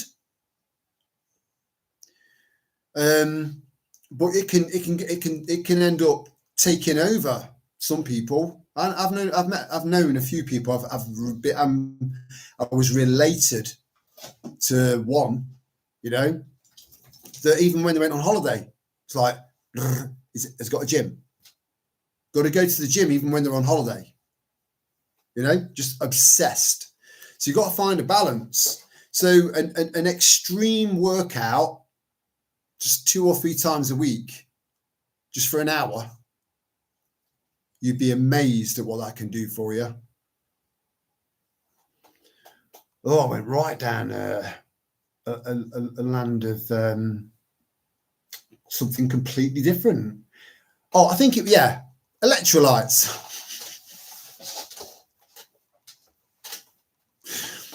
If they make you feel good, that's great. But make sure it's not artificial. Make sure it's just something that it's reacting with your body in a natural way and making you feel good in a natural way. If it's not, investigate it. Just find out a bit more about it. Know as much as you possibly can about something you take on a regular basis. That's all I'm saying. Where do you stand on woman and self-defense? I have arthritis, so carry deep heat spray. I've said, and I'll continue to say, but I've said for nearly 5 years now, right? It doesn't matter what conditions you've got, or unless you've got locked-in syndrome. I mean, fucking hell, right? Forget about the extreme, because there are people that are going, actually, locked-in syndrome, Terry, I think you'll find, right? Excluding extremely rare things, right? The average prepper has lots of potential, loads, right? And I believe that everyone's got an ability to do something to improve and increase their ability to protect themselves and get fitter. Everyone, even if you're in a wheelchair, to at least increase your chances. So even with arthritis, it's usually a kind of your extensions. So it's usually your elbows, your wrists, your fingers, your knees, your ankles. Sometimes the hips, but generally it's usually your extremities, right? So the parts of your body, you know, your extremities are attached to a body that isn't arthritic, if that makes sense. So you can still swing your fucking arms around and gouge people's fucking eyes out, you know. I know, YouTube, calm down, it's okay. So there is plenty you can still do, Ray. Plenty. Even kickboxing. In fact, if anything, it is possible that it might reduce your arthritis. But you've got to give it all you got. Because you still, especially when you're doing punches, because when you're punching straight forward, you twist. So it starts and you twist, you know. So by the time you've made impact, you've you know, it's a straight line. So as long as you can clench a fist, you can punch, you know. And just one, you know, there are loads of people you just look around. Loads of people that have said, if it wasn't for me learning a little bit about this, I wouldn't have known that. And I believe that saved my life that night. Loads, you know, just from learning one extra skill, just one skill. So to some people, learning to swim is a no-brainer. You know, if you fall into the water, you just go and just drown. You know, you just splash around like a nutter. Now I can't get my head around that because I can swim. I'm not the greatest swimmer, but I can swim and I can tread. My dad can't swim. So learning to swim is an absolute no-brainer, a no-brainer. If you don't know how to swim, I would learn to swim before I learn how to fight. Because not only is it a fantastic form of exercise because it's very, very low impact, right? So it's working all your muscles, probably good for arthritis. And you're working all your muscles. So you're working your muscles, you're working your cardiovascular system. Yeah. And you're learning to swim, which could save your life, which is a no-brainer. But something changed over the last 5 years. And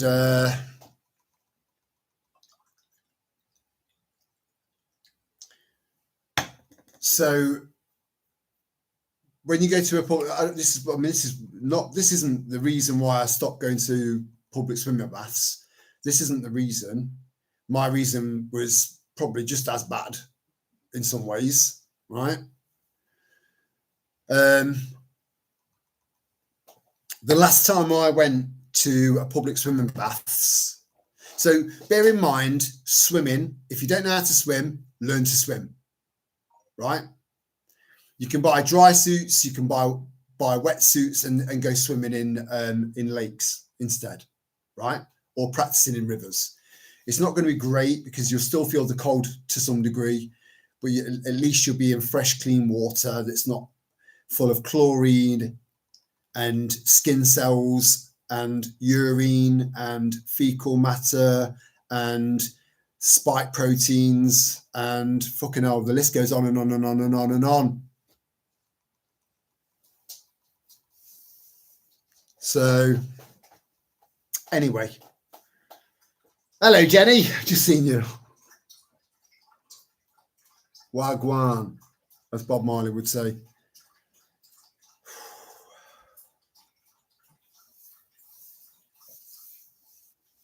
I keep forgetting to take their water out, but it doesn't take her long to finish drinking. It's Storm. So it's like, it feels like, you know, I don't know, say 40 seconds feels like 40 hours to me. It's horrible. Where are we? Yeah, so I hope that answered your question, Ray. They should call me NASA.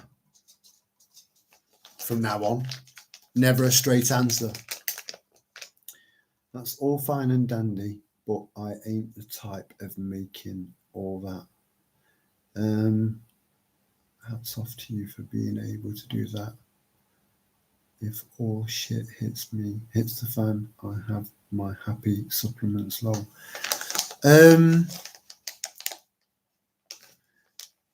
It's not difficult to make all of this though, Lady Geek. It's not difficult at all. It really isn't. There's a device that you can buy that can make 100 at a time.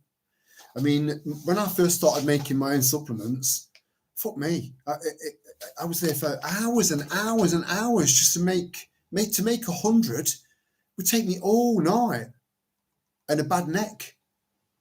A little tiny little screwdriver, putting it into each capsule like that. Now you just put the capsules into a tray, shake them around. They all kind of find their own hole, right? Some of them need a bit of help, right? And then you put that down, and then you pour whatever it is you're putting into them on the top, and then just move it all around. It all falls into the capsules, and then you've got this little spiky thing that goes on the top. Push it down, so you're pushing it all into the capsule, so there's no air. So you get the maximum amount in each capsule. Then pour another load on there until it's properly filled up and you can't push any more down. And then you get the same tray thing, but another thing. And then you tip the other side of the capsules, short side, all into that. They all find a little hole, right, in this device. Some of them need a little bit of help. And you put another plastic thing on the front, put it on top of the ones you've filled up, press down, and you've got 100 supplements made almost instantly. 100. So it is very, very easy to do and affordable, and you know exactly what you're putting into your capsules, as opposed to shop bought ones. You're putting so much faith and so much trust into, people you've never met, you never will met, and are just interested in making a profit. So you never ever try and make a profit out of yourself. This light's starting to dim, so I just need to make sure it's plugged in. So bear with me. Oh.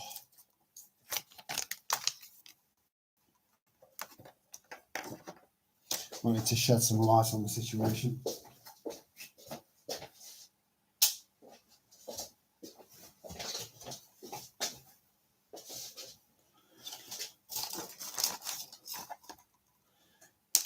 So I've got so many cables and USB sockets. There's enough cables and USB sockets here in such a disarray that it would make Lana throw up instantly. She'd just see it and there'd just be vomit everywhere because she's so organised.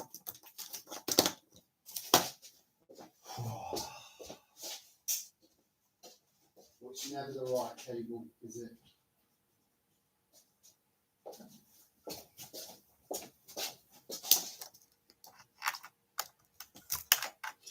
I could just see myself getting darker and darker and darker, and I thought, am I getting a tan here?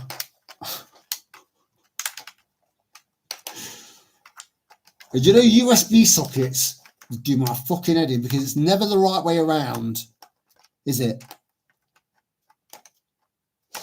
You're going to have to bear with me, guys.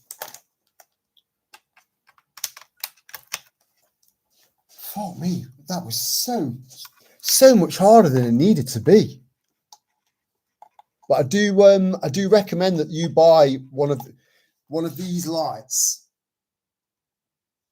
It's a rechargeable spotlight, and you can just bend it into any shape you want. You can tighten a knot if you want. But it does stay light for really, really long off one full charge. And it's got 4 settings. There's loads on eBay. If you want me to show you it again, let me just try and get this fucking... Good grief. All of that was like way, way, way more difficult than I anticipated it to be.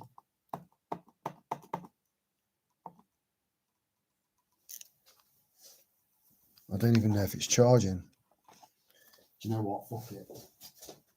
We'll improvise if you can't see me.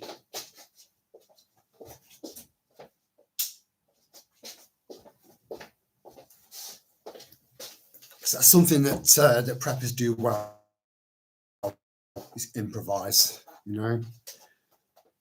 There's definitely something not right with this.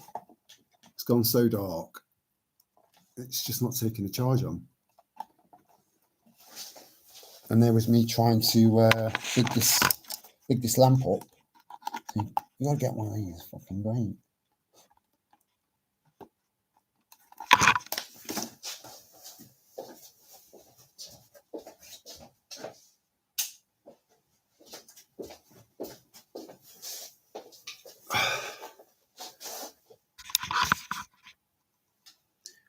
I've left it alone. That's pissed me off.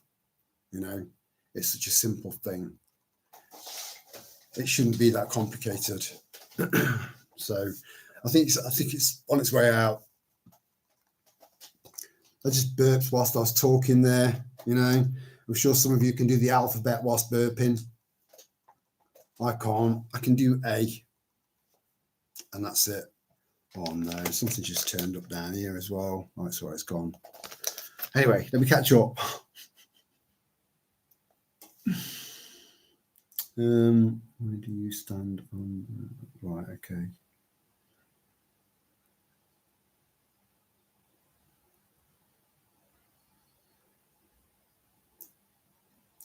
Public swinger bath.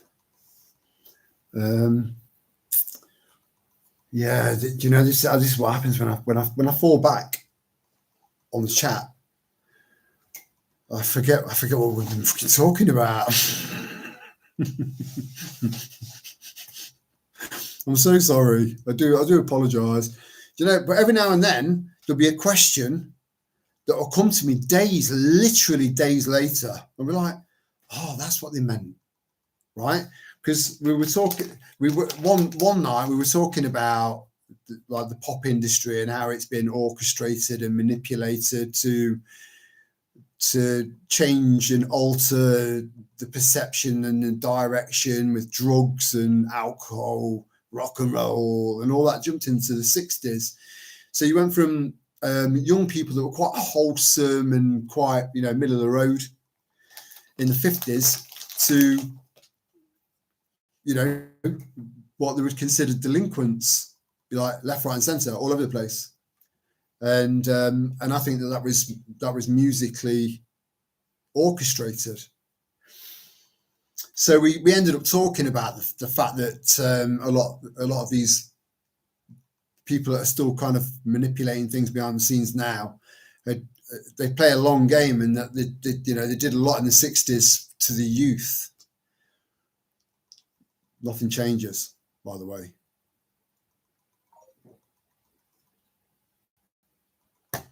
So we went through various bands and how they were definitely kind of formulated specifically for that purpose, and some would have made a pact with the devil. You know, as mad as that sounds, maybe that's a conversation for another night. Because you know me, I'm not Christian. I'm not particularly woo woo. I'm just got a very open mind, and if something makes sense to me, it makes sense to me. So I remembered a comment someone had left, and it was like, what do you think about the other Paul? And it just popped into my head, and it made sense, because they reckon that Paul McCartney was switched at the start of the Beatles, you know. Look, I think if that had have happened, this is just my own personal opinion, and I'm sure some of you might have heard of this theory. I think that if that had been the case, I do think that John Lennon would have said something, you know, or Harrison. They would have said something. They would have. It would have been out and about. Well, that is definitely a conspiracy theory that I think is just you know, yeah. That's my opinion. You know, if you can send anything, Yeah, Paul. So yeah, if anyone can send anything that they think can convince me or sway me, fill your boots. You know, my emails, it's there, it's public. Feel free to send me something and I'll have a look. But I'm not convinced, because I do think John Lennon would have said something, or Harrison, you know. But that's just me. Everyone's got a different take on life and the world, but I do believe 100% that there was manipulation of the youth, and I think that's been going on for thousands of years. We've just had to adjust it with the times that they're in. You know, with each generation, they've just made fine adjustments here and there, and I think it's. I was going to say I think it's become a little bit more complicated now, but has it? I don't think it has. I think if anything, it's a damn sight easier for them to do that now, because they can reach millions, potentially billions of people. They could really hit billions of people with the same thing on their screen all at once.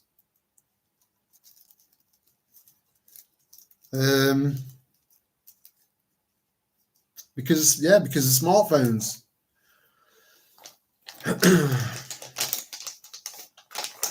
I mean, I'm hearing people saying that they believe that their phones are reading their minds and stuff like that. I don't believe that. I don't know about the most ultra modern phones, the latest phone, whatever that is that's come out, right? Because they will have been adding more and more and more weaponry, if I can call it that, to each model, right? So because of the nanotech that's in most people, what's to say that can't send information to receivers on the latest model of phone? Because they've said that that's one of the aims of them kind of going down the nanotech, you know, that the whole all humans are hackable. You know, Harari, I mean, he's a proper cocksucker, and he actually is as well. He really is. So he's a double cocksucker.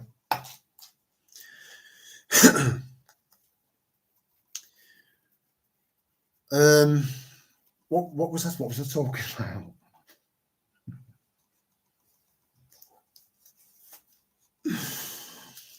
Oh, yeah, the manipulation of the youth, and the fact that mobile phone technology is just ridiculously addictive. It's up there with crack and heroin. But because you don't get to see the cold sweats and the shaking and the crying, and, you know, I've seen it. I've never had it. I've never touched smack in my life, or crack.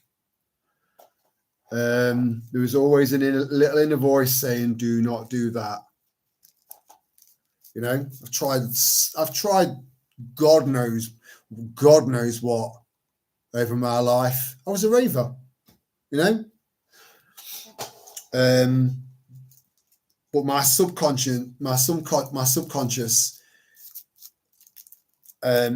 always, because I've had the opportunities, but my subconscious has always said, don't do it. But it's not jumped in there with anything else I've ever tried, just them.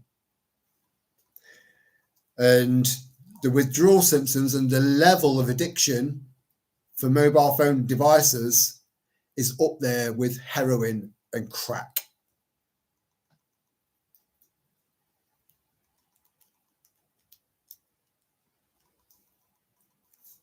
So, you know, being able to sort of communicate with people after they've been separated. I think everyone needs to be separated from their mobile phones. By way of mobile phones, this channel has probably been a blessing and a curse, because if it wasn't for the channel and doing random, because I don't plan videos, not really, apart from live streams. It's just a very useful tool for me to do spontaneous videos. So without that, that would be a bit of a challenge. You know, walking around the house with a fucking laptop.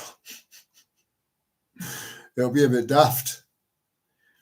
But it's a significant problem. It really is. It really is. And yeah, if ever there was a plague that came in a completely different format, it's these.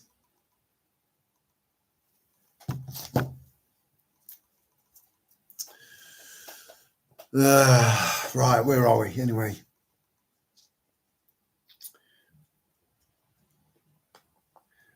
I'm hopeless in the kitchen. You don't need to be. We're not talking about cooking. You know, Michelin star dishes. Yeah, it's just knocking a little concoction up, and then stick it into capsules. It's that simple. That's all. And if you want any advice on what supplements to make and what's put in there and what for, just ask us. You know, leave a comment in the when this live stream's finished. There'll be an option for you to leave a comment and watch the replay if you want. You know, just leave a comment in there. How would I go about this? Or I've got an email. Just email me. I'm always happy to help. Always. Again, you might not get an answer straight away, but you will get one. And Michael's just put, yeah, I didn't even see that. Nice one, Michael. It's what I mean. Everyone's way ahead of me, you know, keeping an eye on shit, you know, making sure it runs smoothly so I can waffle on unimpeded. Much appreciated. Yeah, you see, Lady Geeky, that's what I'm saying. That it's a very, very split camp as to whether Paul McCartney, the real Paul McCartney, died or not. A very split camp. So you're in one camp and I'm in the other. But one of the good things about our lovely little tribe here is that we've got loads of us have got differences on different things, different perspectives on things. We've got some people are you know, quite religious. Some people aren't. Some people are in the middle. But we all get on. You know, it's miraculous, really, that we just get on so well. We're all very different, but we're all very, very, very similar at the same time. So whether Paul died or not is completely and utterly irrelevant to me. It doesn't matter. It's just that I remembered someone putting a comment in the chat, and then I remembered 2 days later what that meant. That's it, you know. But no, I don't think he did. But that's just me.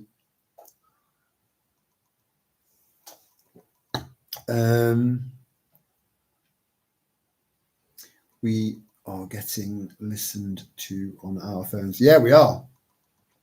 Netflix sends me emails asking how I enjoyed the program I just watched. Like, what the fuck? You should be able to get into your phone and turn notifications off for that. It's not hard. I know you said that you're not very techie earlier on, but it's very, very simple to do that. Just so you've not got bleep, bleep, bleep. And again, they're so intrusive.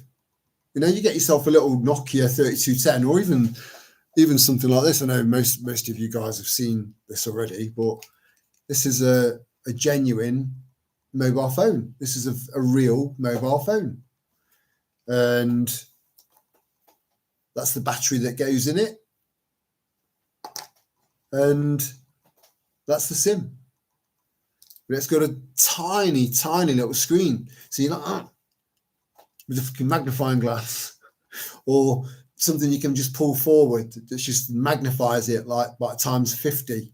So you can just do one text, just hi. It took half an hour for you to get all your shit together, right? Just to say Okay, send. But this is the kind of phone, not so much now because it can get like phones like this in there, no problem now, because it's a different caliber of prison officer now. You know, so many of them are either corrupted or don't give a fuck. You know, actually, one of them did give a fuck, literally, and it was filmed. A prison warden having sex with one of the prisoners. Yeah. How do we get onto this? Let me just recap. Yeah, phones. They're a nightmare. They're an absolute nightmare. I mean, I've got some Nokias. I've got three or four Nokias upstairs, like proper basic. One's a 3210, which is, you know, it's a legendary phone. And I used to repair them for a living. So I know them inside and out. But I've also got loads of other smartphones as well. But the only smartphone that I've got alive and kicking is this one. And yeah. Oh, yeah. Going back to people saying that they think that mobile phones are reading their minds. It's not that.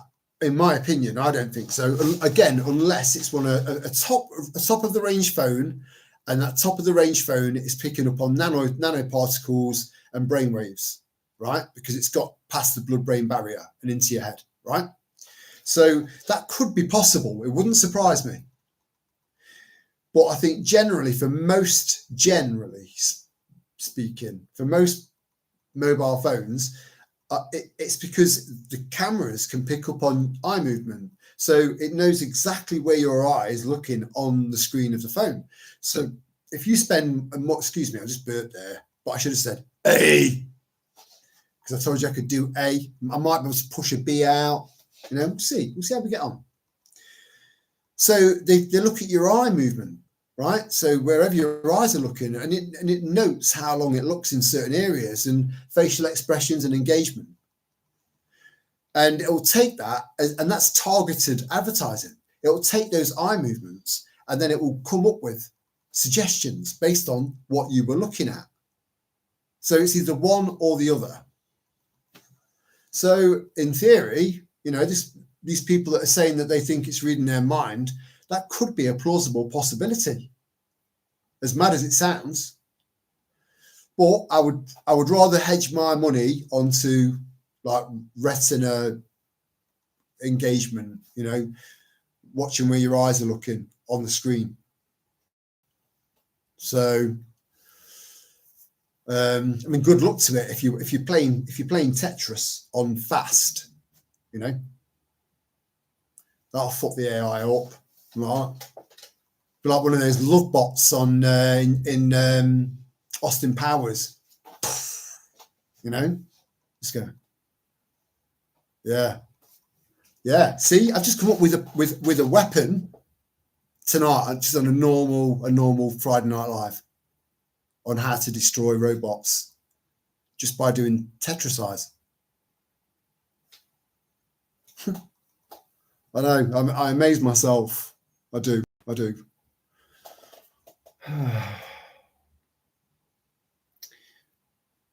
Early 90s was the best. I think it depends on how old you are and where you live, and I think it depends on a lot of things, really. The late 80s and early 90s for me, I think.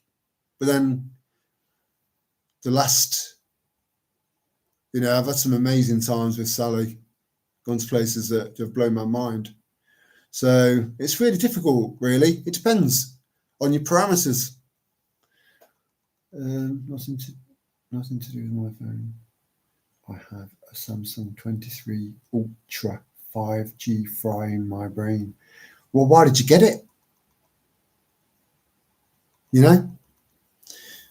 The only reason I can't give and this is a genuine reason, I'll tell you if it wasn't, I would. I've always been honest with you. The only reason I'm still using this as often as I am is because of the channel. That's it. Literally. To make sure I respond to emails and respond to comments. And then I've got it with me to do random videos here and there. You know, well, if this channel came to an end, so would that. The Nokia 32 would come out. It would. 100%. 100%. You see, what I've had the luxury and the annoyance at the same time, right, of fucking my phone screen up so many times, it's ridiculous. So I've had to go without my phone sometimes 24 hours. And I felt with some form of withdrawal. Most of you guys haven't done that, apart from Lana. Maybe Jenny.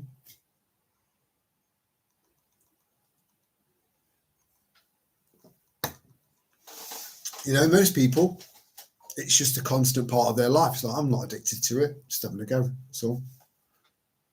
Oh, yeah. You've never... most people haven't felt the withdrawal of not having your smartphone with you. I was like, I can't contact anyone. No one can contact me. You know, what if I need to contact someone? What if they need to contact me? And then you think, phone box. All the numbers are stored in my phone. You know? And then you think, I wonder if that's real. I wonder if that's true. And you realise you've not got your phone with you, so you've not got that instant sort of hit of information to answer the question that you've got in your head. You miss all of it, all at once. You get withdrawal symptoms. So most of you guys haven't experienced that, because most of you have got your phone constantly with you, and you're probably 10 times less accident prone than I am. So just saying, you'd be surprised at the effect that it has on you when you've not got it. But after 24 hours, the level of freedom that you will feel will be 10 times more powerful. You know, we are slaves to these things, and they've been designed that way. Hence, the addiction being equivalent or worse than crack and heroin. Fact.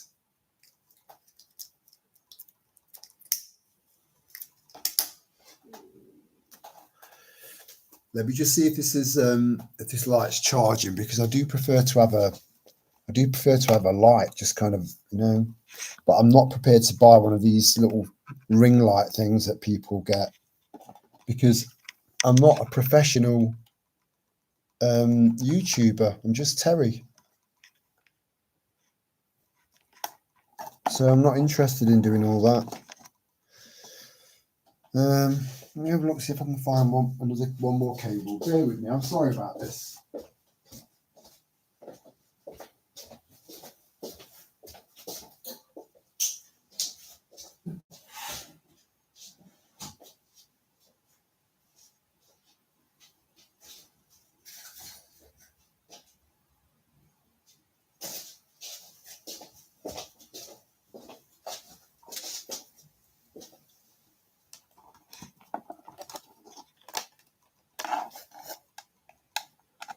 I'm hoping I've not fucked it up from being a little bit too,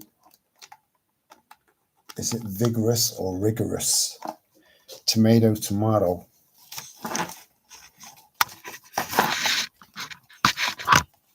Bear with me. This won't take long. That's my favourite chat line. With my balaclava on. God, that's not very good taste, Terry. No, I know, Terry.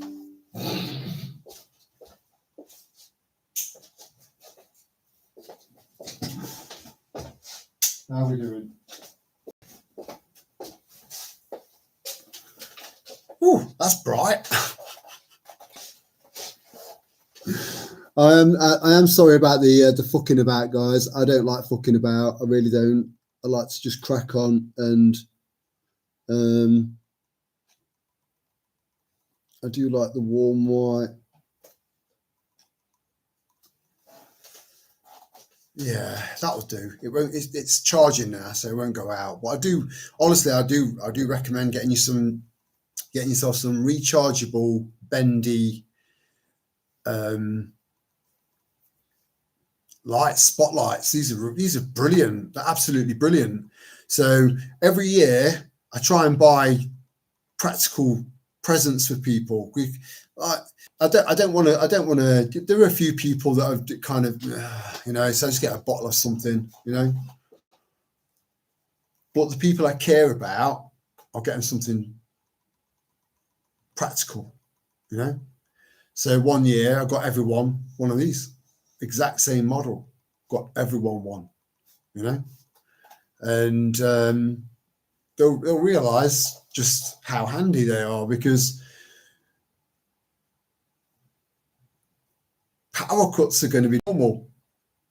We've lost so much energy infrastructure, so much.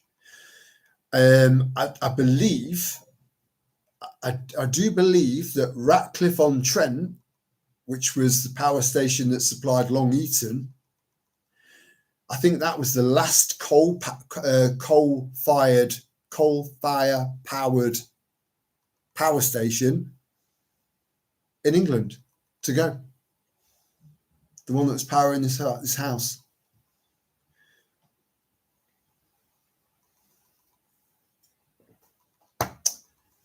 So we are going to end up with power cuts, but they're still going to be orchestrated. They're still going to be unnecessary. And I'll explain why as soon as I've topped up.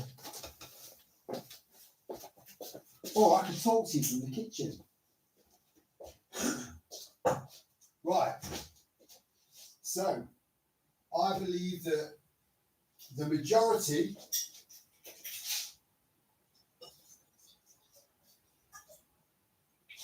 of the electricity that is fed into the majority of the homes in the world, in first world and second, maybe some third world countries in certain areas, the electricity that comes into their homes is actually extracted from the ether. Now, some people are going to think, oh no, he's going woo-woo. He's turning into a cunt tonight. But I genuinely believe that is a possibility, because I think, just please do a little bit of research in that department, right? Imagine if all of this electricity was being managed, was being drawn from the ether and not any power station, just from cables being run all over the country, right? And those cables draw in electricity from the ether, right? It's a fact. The ether was in with earth, wind, fire, water, ether, right? It was. It changed. It only changed several decades ago. Wonder why? Because they don't want people thinking, I think that these cables are pulling in all the electricity that we need. And the more the demand, the more the cables draw in to meet the demand, completely naturally and free. But obviously, the pylons kind of, you've got the maintenance help of the ponds, and it's like there's an earthing element to that. Otherwise, people are just when they've just stopped for a piss on a hike. You don't want that. You don't want your cock turn into carbon in the middle of a walk. Ruins your day. Where am I?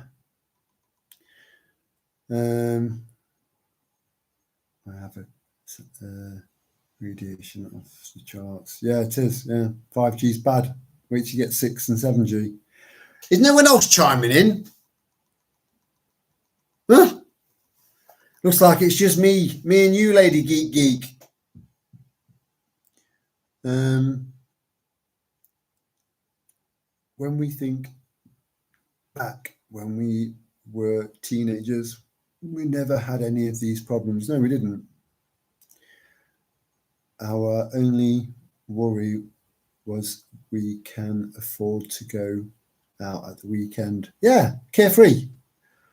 And to some degree, that's how we should be now. That should be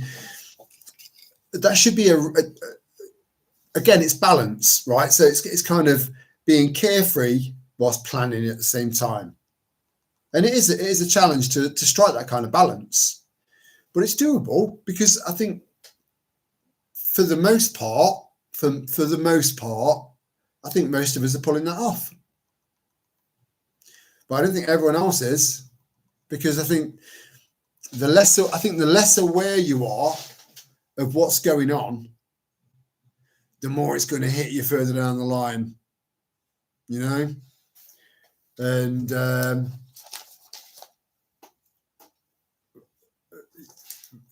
my heart goes out to them. Now, some people will be like, fuck them. They've been part of the problem for the last 5 years. And that's why we're in the mess we're in. But then I'm thinking to myself, but they've finally woken up. There are write-offs out there that will never wake up. They're the ones that I'm thinking, fuck them.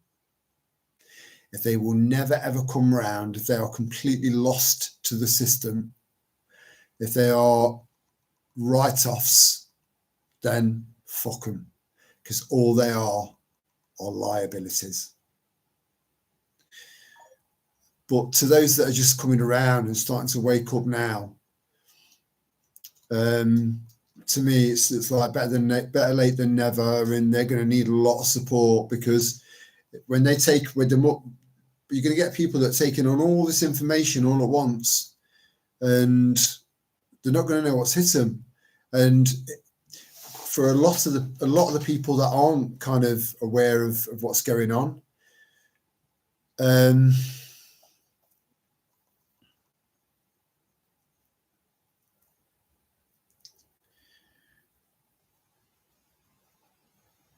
yeah, it's going to be very, very challenging for them, and they're going to need people like you around them to say, look, well, I knew about this. I've been trying to tell you about this, or whatever.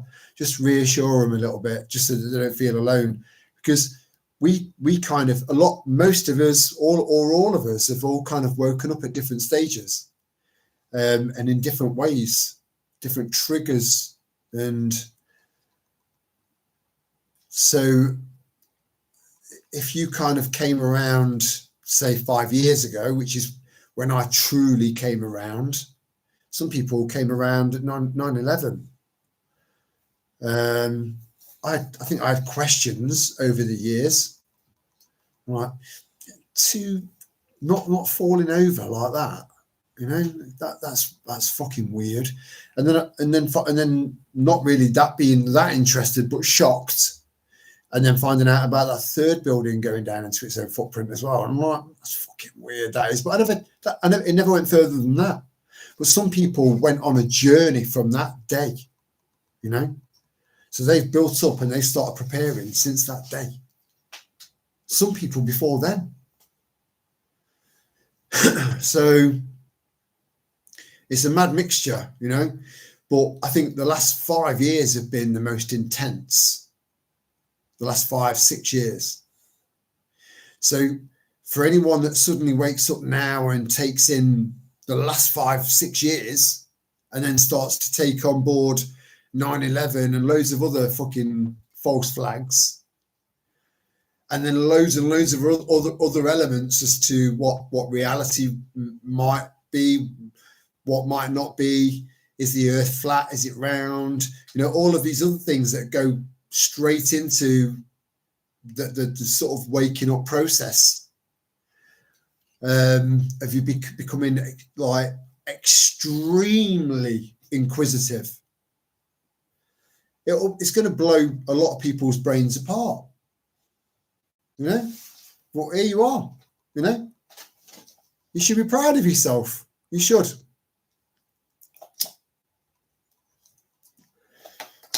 But I wouldn't like to wake up now. I wouldn't like to just wake up now and then all of a sudden everything, all of this making sense to me all at once.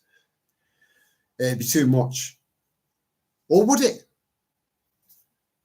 Again, we underestimate what our tolerance levels are. We underestimate them. And not only do we underestimate our tolerance levels, most people don't even attempt to push beyond what they think is their tolerance levels, which is a shame.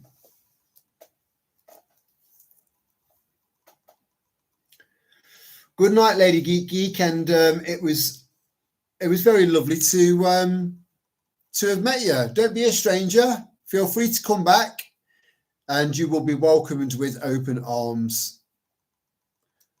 Anyone else still with me? Because I've just got this fucking sign going across the top of the screen now saying more than one ingestion is using the primary URL. Send one stream to the primary ingestion URL and one stream to, and it's got ... So I don't even know if you can hear me. Just chilling with the ambient lighting on the back, in the background. It's well chill. Michael, have you indulged in the herbalism? I tell you what, it's amazing what you can do. Oh, I've got to stop doing that. This means nothing. This, you know what? The amount of people that let me out of a jungle.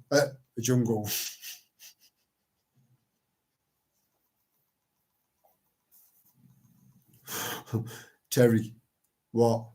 You've been voted out of the jungle. Fuck off.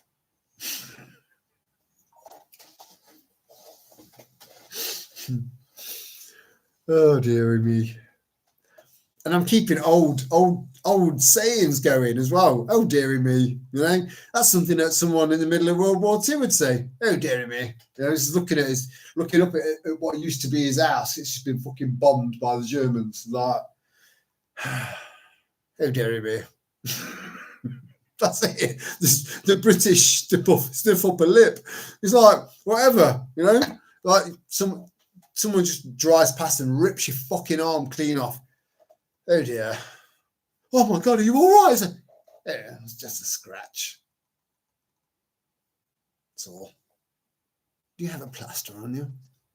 You know? We're British. We are the dog's bollocks. We are Ireland, England, Scotland, Wales. We are the dog's fucking bollocks. Have some faith in yourself moving forward. Because I have loads of it. Apparently the weather is nice at the moment in the jungle. Well, I might fuck off there then, mate, because I've had enough of rain. But I'm Terry. I'm Tripod Terry, you know? If I fuck off from England to some jungle, right, where it's all nice and hot, everyone's like, fucking hell, it's hot in here. It's hot here, isn't it? You know, I'm like, I love it. I fucking love this shit, right? I'd turn up, right, and then it'd be monsoon season early. Monsoon season, straight a fucking way as soon as I got off the plane, right? And I'd be stood indoors, like barely hear anyone on the other end of the phone because of the noise of the fucking rain. Like, I can't believe this. It's horrible. Yeah, I'm quite worried. I think we might end up getting washed away. Yeah, it's fucking bad. It's bad. I've never seen anything like this in my life. I'm so fucking scared. What's it like there? Sunny and warm? Are you fucking joking?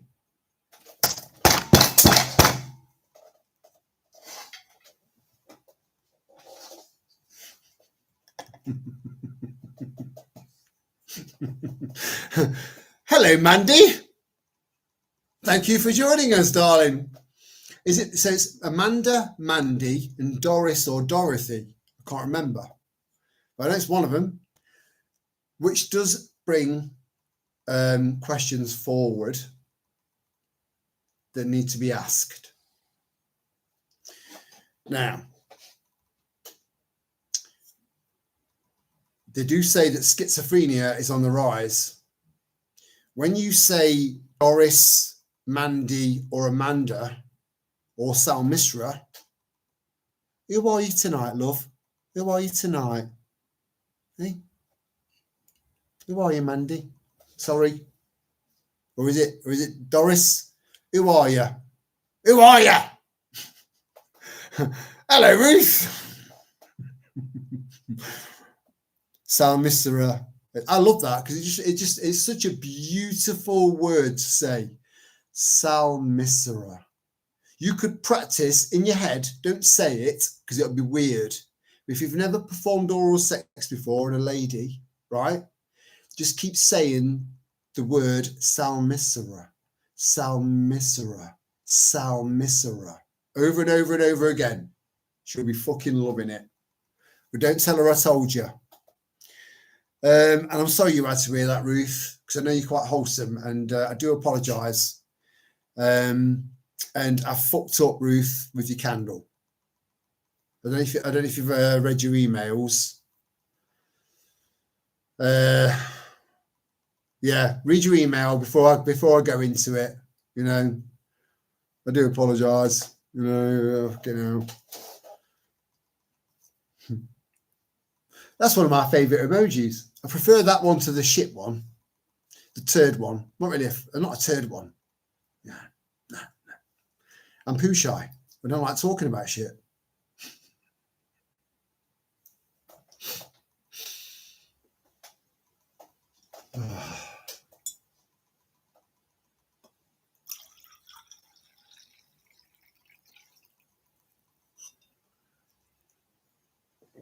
Anyway, Ruth, isn't it past your bedtime? Hey? What about hubby? He's missing out on his hugs. Or are you on your phone and is he spooning you?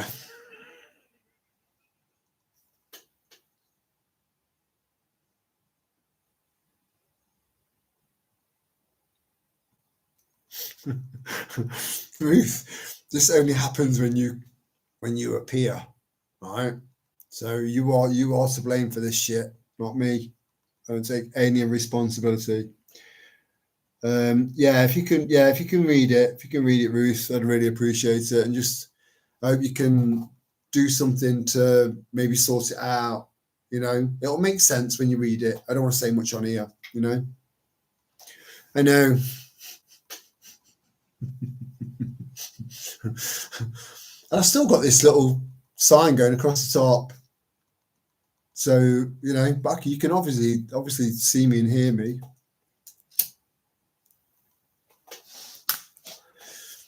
I'm just going to take a break for the bathroom.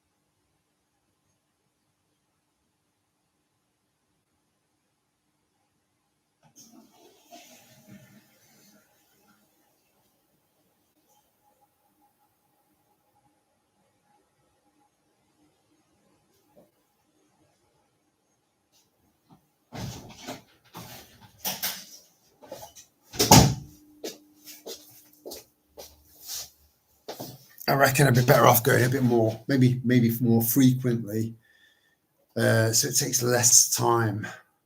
You know, I reckon I've got a 24-gallon fucking bladder. You know, hey Ruth, check this out. Oh, look at me thing. Do you like my big thing? Are you impressed with my big thing, Ruth? Because I'm not sure if I am. It's just too big. It's too fucking big. You know? It's way bigger than I anticipated. Should we I wonder if I could do a poll in the chat. Let me experiment a little bit here.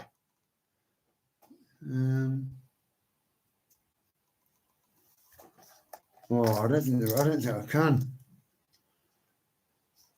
I wonder if any of the moderators can. Oh, I can. Right. Okay. Right. Oh, this is going to be fun.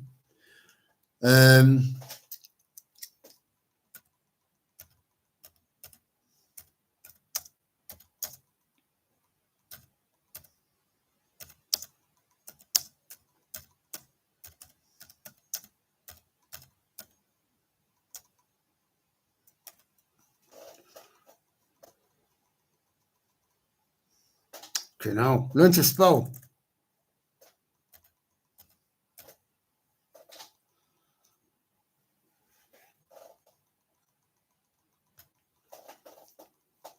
Wonder if that works. Has it worked? There we go. Right. Because do your prepper thing, right? And bear in mind, I can use it on the stove, on the gas stove. I could make a pyramid, if you like, to use it over my fire pit. That's about it. You know, I've got separate electric hobs that I can use.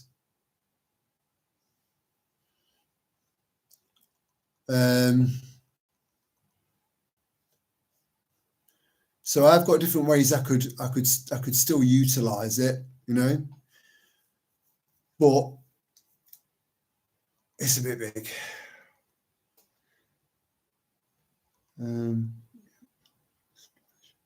Splash and dash. I love that. That's what's that? Very shiny. I'm just picturing Ruth now, like, my precious. Imagine if someone had just jumped in to the live stream at that particular point.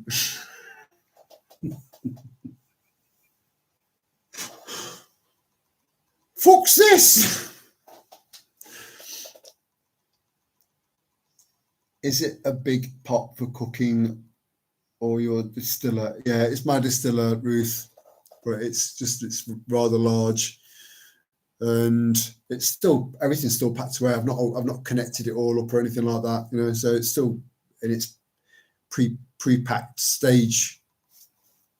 So it's a case of just sticking it back in the box and sending it back and getting a smaller one. But you know, for something half the size, you're looking at like a tenner off. You know, so if you take into account value for money, you're better off getting a bigger one like this. But if you're trying to think about what else you can use it on and where you can use it in a grid down situation, then you could be quite limited with it because of its size.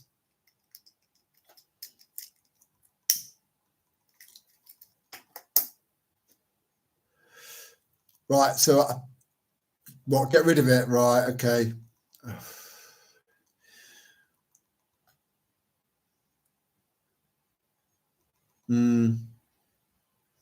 That's one vote.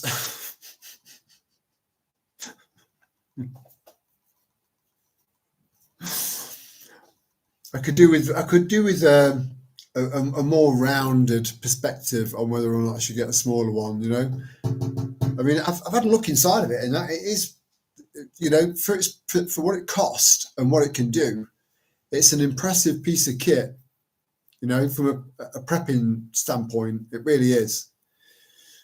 But it's got to be practical. It has to be practical, and if it's massive, you know, if it's a giant vat, I mean, look at the fucking size of it. Look at it.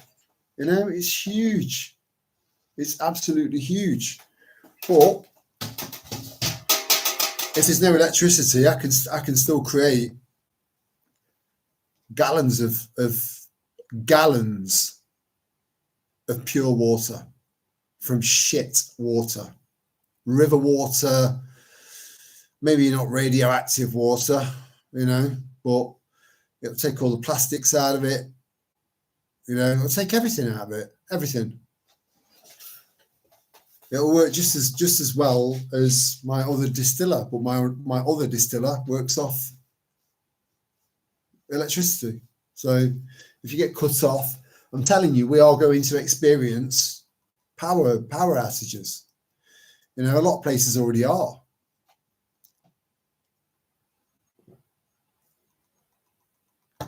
I mean, you think about, was it 2020, 2021? I think it was 2021. As if Texas didn't have enough to deal with already. There was a record-breaking deep freeze right the way across Texas. Nowhere else, not really. And it just hovered over Texas, almost like it was deliberate, you know. Imagine technology like that existing. Could you keep it for sharing and getting another smaller one for daily use? Fucking hell, Michael, that's a cracking idea. Yeah. That's an option I never thought of, you know? So thank you, brother. And I think that, would it cost you to send back? I think it would. But it's about practicalities, you know? So I can boil water on my stove, in my wood burning stove, in a grid down with no electricity. I could boil it. I can boil water on there, but I can't boil out certain contaminants the same as most filter systems. There's very few filter systems out there that can remove everything. Distillers remove everything apart from radiation. But then if you time that right, you can get water that was radiation, that was radiating, you know, that was radioactive. You see, the radioactive isotopes have a half-life of about,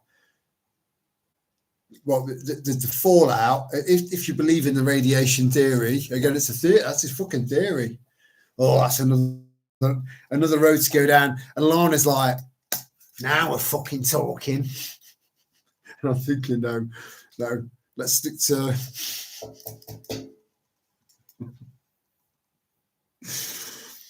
Oh. So this will get rid of heavy metals, microplastics, any sort of pollution, any sort of bacteria. It just gets rid of it all. So you end up with pure water, almost 100%. So I don't know if you've seen the video where I did a test.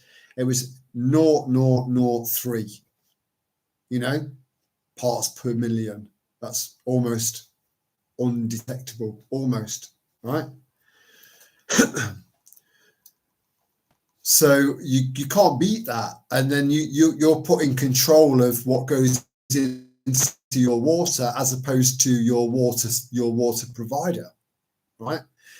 It's the same as going to the shop and you buy beef and you're thinking, what has this cow been injected with? You know, what's been injected into this cow? What drugs has it been given? What vaccinations has it had? What sort of life has it had? Because that's going to end up in my stomach and then in my body, right? Same applies to anything else.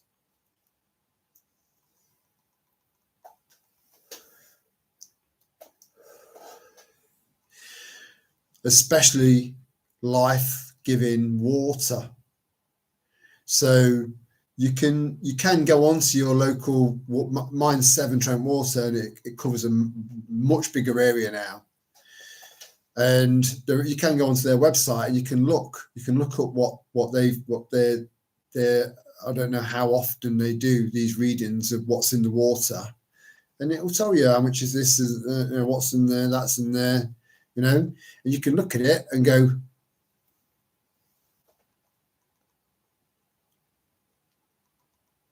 like that, because that's what would happen when you realise what's in your tap water. And then you have to try and think, are they are probably or possibly even dumbing that down further so that it's not as much of a shock. And we wonder why so many lads and blokes are now a bit soy boy-y. Of all of the the feminine kind of chemicals that are in the water, birth control and I fucking hate it when I can't think of a word.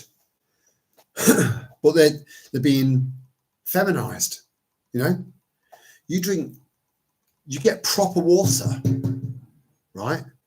You create completely pure water. Then you can add your own minerals to it. You can add whatever you want to it to make it good again. And then you can oxygenate it as well. So you can absorb it better, quicker. Lemon juice does help, but can you grow lemons? Because I can't.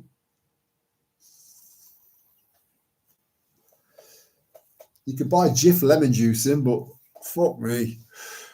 Have a look into how that's made. We could be in some other communal group. So you're making it sound, because of that video, that live stream, Ruth.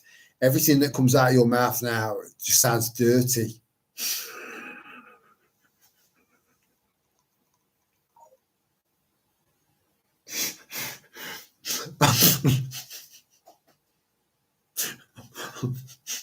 I'm looking at your comment and I'm seeing dogging.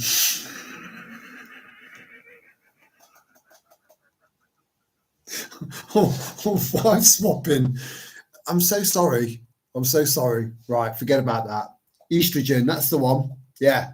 Yeah. Yeah.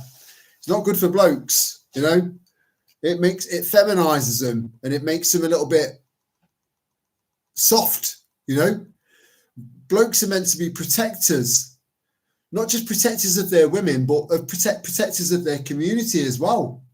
But they're women first and foremost, right? Because then the women will protect the children. Your main job is to protect your woman, right? If you look throughout nature, that is the case. A male lion, right?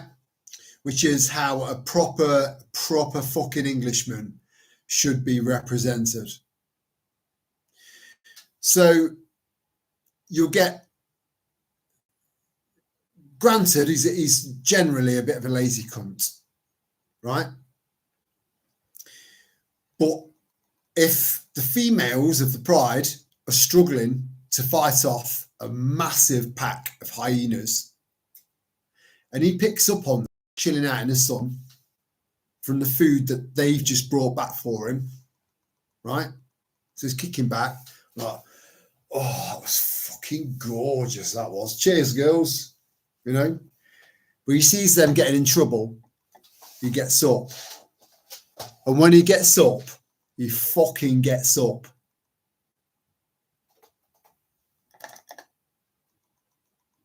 Everything changes. Everything. And that should be an Englishman.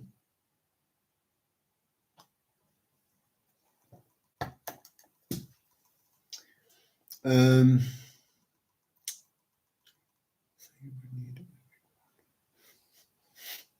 just reading it again for the first time, and I still can't.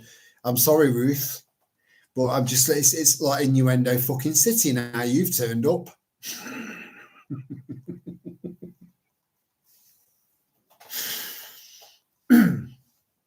Yeah, Michael, we could be in some of a communal group, so you would need a big one. You see where I'm struggling? Talking about a distiller here, Terry. No, you're not, Ruth. I know. I'm quite chuffed that I didn't see that last bit because you knew how I was going to go. You knew where it was going to go. You know, I can turn anything you say into a fucking innuendo now. You've ruined me. You've ruined me. I was so wholesome. I didn't even know a swear word until I got to know you. Now I'm fucking this and fucking that. Yeah. Cheers.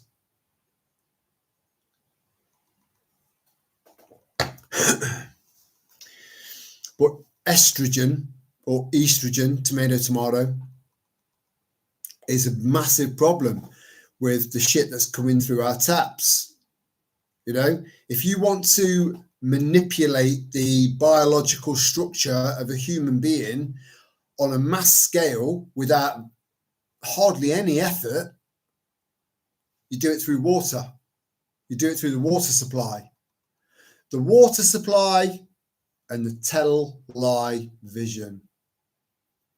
A combination of the two.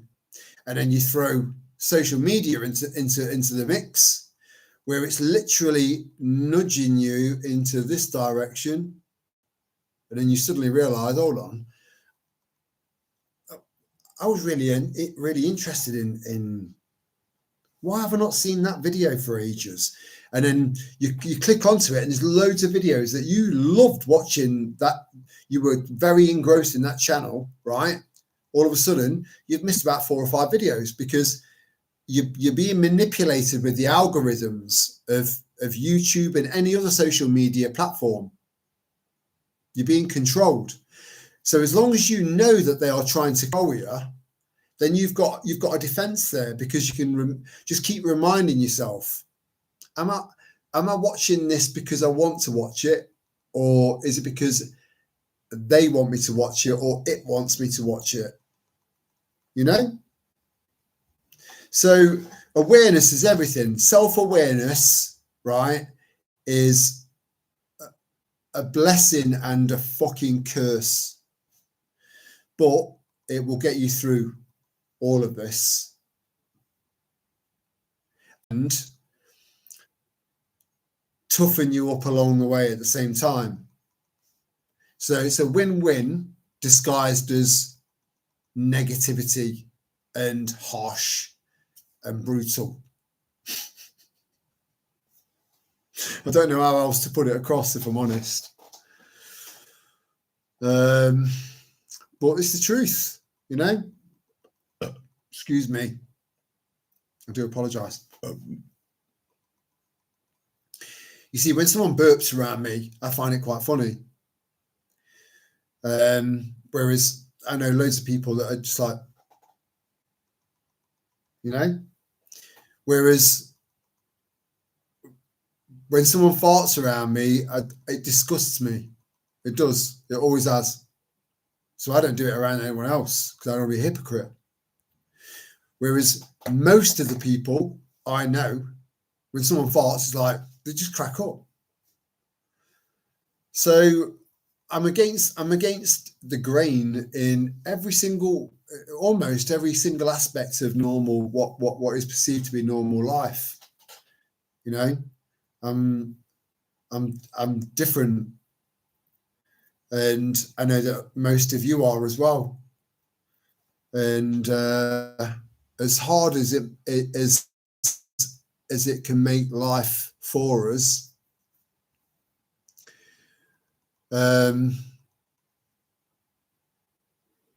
just know that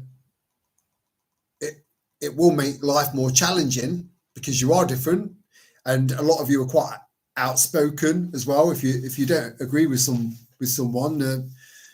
you don't agree with them. It's as simple as that. You know, there are people that will go along to get along, but I'm not one of them, and I don't believe anyone should ever be like that, because otherwise it will make mankind. It would make, if everyone was like that, it would make mankind stagnant. And that's not good, because we've got so much potential, you know. Again, where a lot of us are only starting to realize that now. And it's just been, they're going to continue to try and suppress that. Hence the whole transhumanism movement cult. You know, that's about taking away that spark, that divine spark that's in you. Taking that away. They want to remove and destroy everything that is pure and good. And again, going back to the yin yang, there are some dark, devious, evil fucking cunts in this world that are beyond what we can comprehend, really. You know, we can go as dark as we want, and we won't come close to some of these people. But then on the flip side, we've got people that are equally as strong, that are equally as prepared to fight, but are pure and good on the other side. You know, this is literally an angels versus demons fucking shit going on. If you were to use it as a metaphor or not. And we're in it. We are.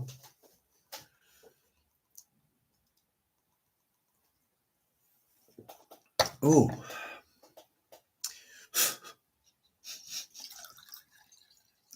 What are your opinions on that? Does anyone believe that, say, Satan or Lucifer or the devil, whether they're the same three things or not, who knows? You know, does anyone believe in that? Because we do know that everything has opposites. I don't think anyone can deny that now, because you can throw anything at me now and I will give it, and I would expect it to be something challenging, you know, and I'm fairly sure I can throw an opposite in there, a perfect opposite. So does anyone believe in the devil, Satan, you know, that sort of thing? Or is it just the darkness in people that's just dark, and then the light in people that's just light? But even those light people, which I think we are, it doesn't mean we're pussies, you know. It just means that we've got morals and principles that are good, and that we will do whatever it takes to make sure that good prevails, which could mean getting dark from time to time.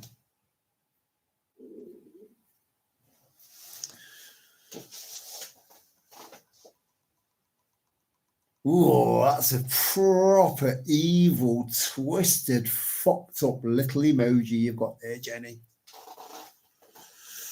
That's my favourite chat line. And it works 2% of the time. But she was deaf.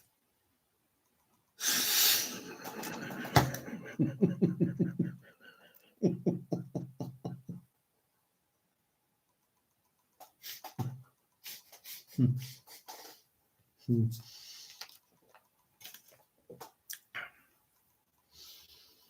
Now, I'm pretty certain that this laptop is not waterproof. That was that was challenging.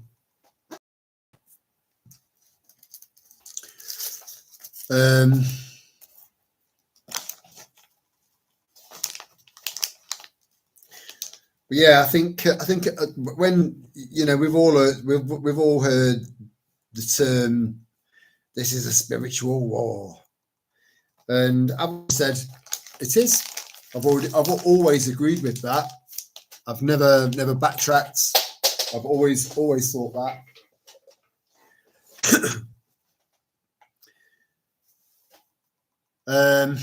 But then different people have got different perceptions of what they think spiritualism is. Some people think in order to be spiritual, you've got to be religious, and that's just not the case. That's not the case at all. I'm not religious at all. I follow no religion, but I am definitely 100% a spiritual.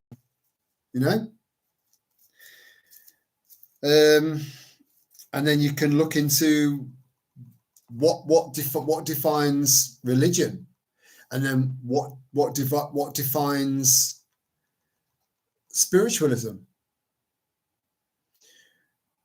But it should always melt down and resort down to the individual.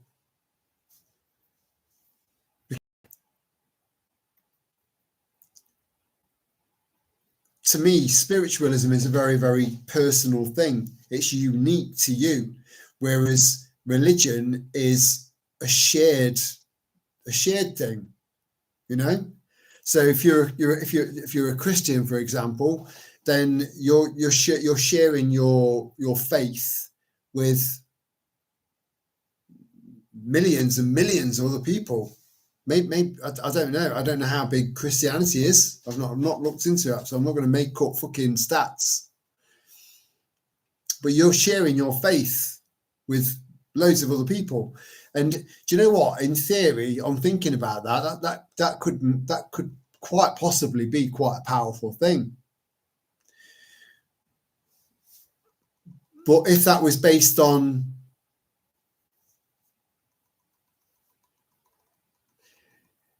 if your faith was aimed inwards, and then you shared the strength that gave you with other people, I think that would be more powerful than people believing in potentially a fake religion.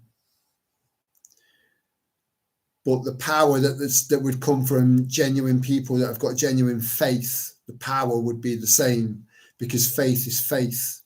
True faith is really, really powerful. It can change worlds. It can change perceptions. But again, my faith is aimed inwards, because I genuinely believe that's where it belongs. If you've got faith in yourself, you've got strength. If you've got strength, then you're strong for others. And then that spreads. It spreads. It does. And that's without any religion involved whatsoever. None.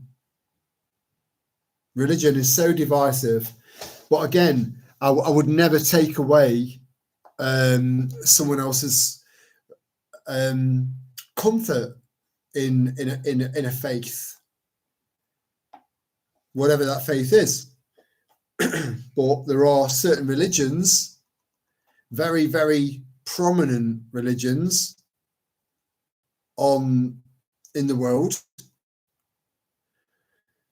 that are just absolutely fucking despicable. So if you lined up the kind of the pinnacle leaders of every single, say narrow it down to 5 religions, just 5, just to simplify it, okay?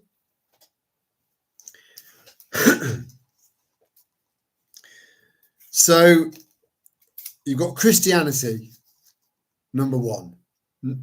It is number 1, right? But I'm just saying, these aren't in any particular order of size. So Christianity,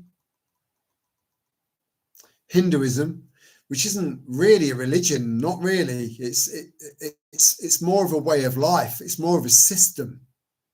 But I'm still going to list it anyway.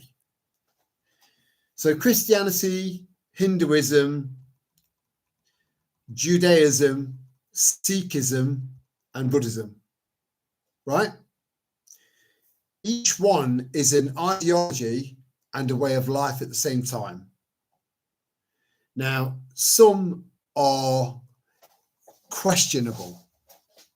Very, very, very fucking questionable.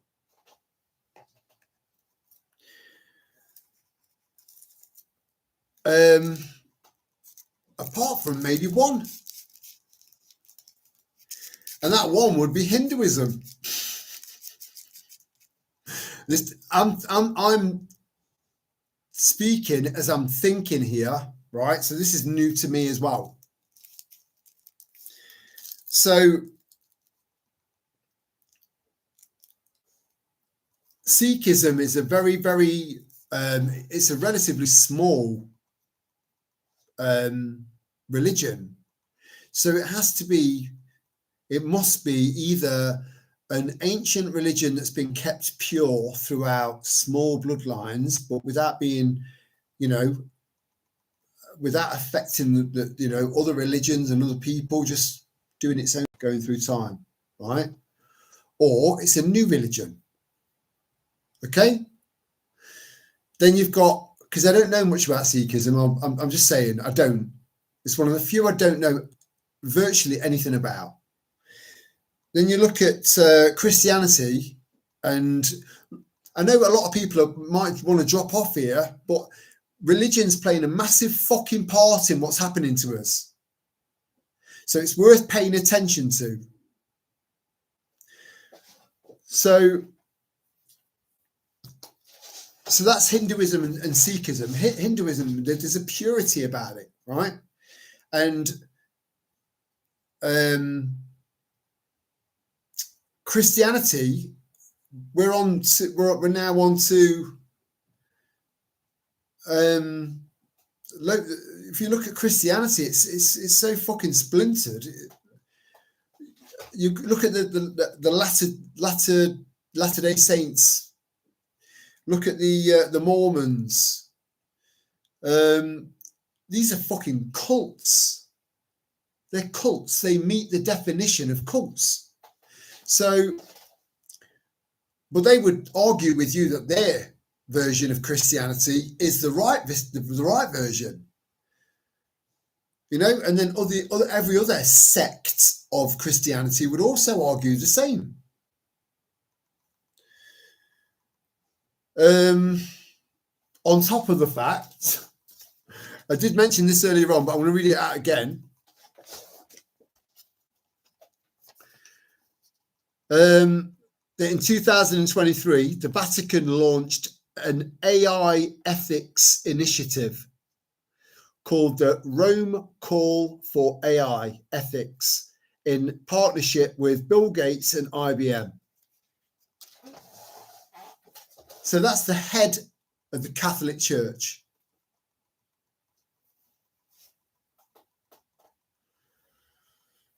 So, and then also take into account with Christianity that it's like, oh, let's get rid of the Old Testament because that's a bit fucking brutal, the whole stoning to death thing, and let's leave that. Let's do another one. So there's lots and lots and lots of issues I've got with Christianity, but the two religions I've got the biggest fucking problem with is Judaism and Islam. You can get a fucking Rizzler paper between those two religions.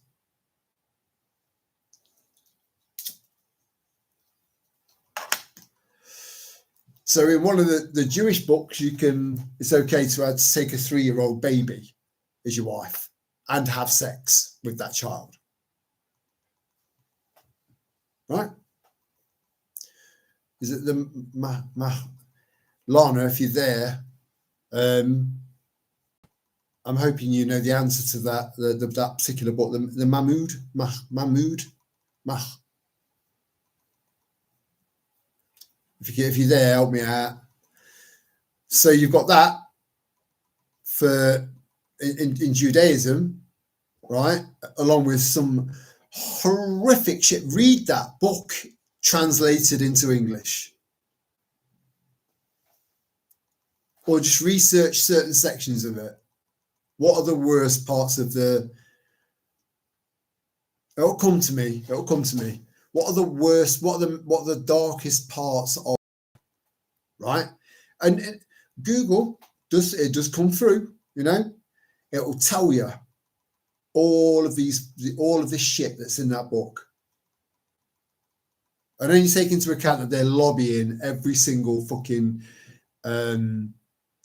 government across the West. Take that into account as well. Not to mention the genocide, you know.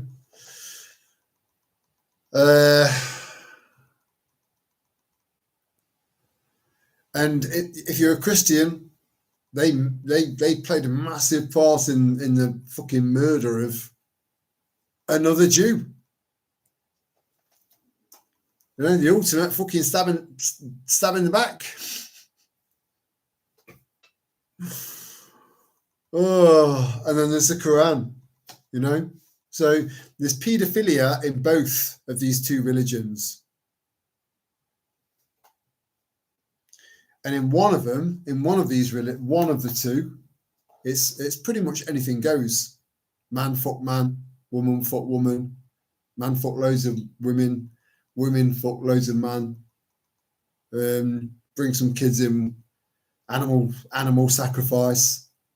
It's fucking mental.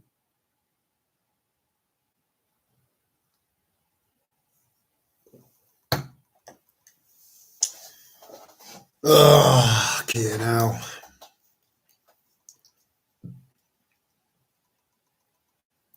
Oh, so there's been 2 votes and it's split.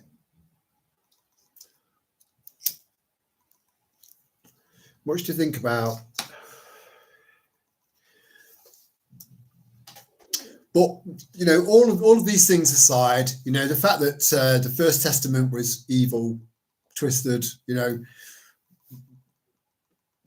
not that much of a kind God, to be fair, you know, blah, blah, blah, blah, blah. If your faith gives you strength, then, you know, go for it, because draw strength from wherever you can draw it from. Me, I draw it from logic, truth, and nature, with good people thrown into the mix. That's where I draw my strength from. And I take that strength and pull it inwards, you know, whilst life experience and, you know, negativity and bad shit as it comes along just tempers us and makes us stronger and stronger. And it does. As long as you survive it, as long as you allow it to. As soon as you take on a victim mentality, you're fucked. You know? When you get up in the morning, you're like, is it worth getting up? I'm going to fall down the stairs today. Is that what's going to today? You know? You need to go and do some shopping. You need a car. You've got your car. You get in the car. You're like, someone going to smash into me today, are they? Victim. Get rid of that. Get rid of it. Fuck it right off. 2 things you need to get rid of out of your life. Right? No, 3 things. 3 things. 3 main things. There are loads of offshoots, but I don't want to get carried away. First would be toxic people. anyone that you do not get any benefit from being around, especially if they get loads and loads of benefit from being around you and you get nothing in return, right? So those people specifically, but anyone toxic in your life, get rid.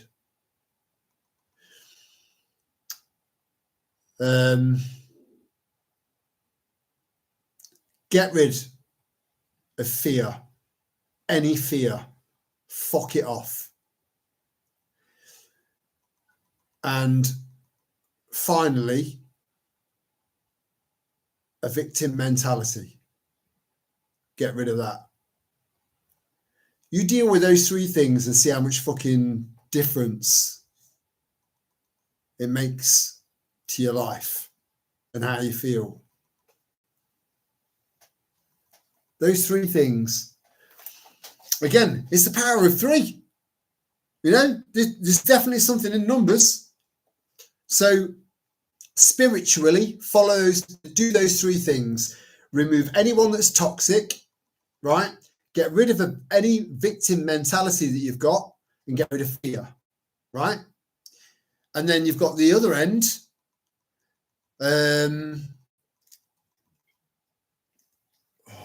Which was getting fit and healthy and feeling fucking good for it, right? Eat less, eat better, do more. Power of three. Then you look at general prepping survival, right? 3 minutes without air. 3 days without water. 3 weeks without food. Power of three. 3, 3, 3. Three's everywhere. 3 matters. That's why they use it. So make sure you're paying attention every time they throw a three at you, because it's powerful. But I'm not using it in a nefarious way like they are. I'm pointing out facts that are undeniable.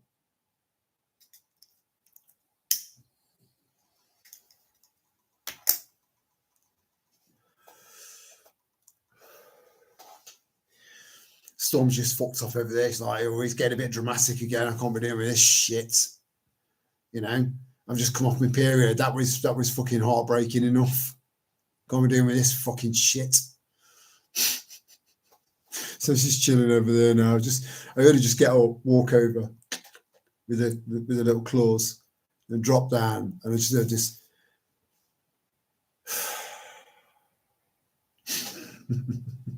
We've all been there. Oh dear.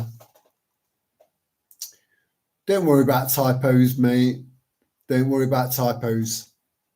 Michael, look, we seem to have some sort of code, you know, where we read between the lines. We can read. It doesn't matter if you make a spelling mistake. We'll take it up to 1 o'clock, and then we'll bring it down to a nice gentle simmer, and then close. I think that'd be good, you know, because I start to get tired and it'll come across. I don't want to start waffling bollocks, you know. Now, imagine a mental image of someone waffling literal bollocks. And that fascinates me as well, because if you go into that video that I was talking about earlier on about me doing a parts per million test in water from the distiller and then from the tap, I did short, right? And someone put a comment in there. It was ridiculous, because it doesn't understand what we're all about and what we do and what we know. It was clearly not. I forgot what I'm fucking saying now. I hate it when that happens. It does my nothing, you know. But then, having said that, I've not come across anyone else that does live streams that can last 3-4 hours. Not one. Not one. And the more subscribers you've got, the more feedback you've got. So you can interact, and you could go for days if you wanted to, because you've got so many subscribers. So the fewer subscribers you've got, which I prefer, as you know, I've been doing less content to try and bring the numbers down. And it's just going up, you know. So like one more every single day. So I prefer to keep it small so that we can keep it personal, you know. But it is a public channel, and anyone can jump into the lives, and I'm sure plenty of people jump in and have a bit of a listen and then jump back out again. Some people will feel it, some people won't, you know. It's the people that feel it that we want, you know. It's all about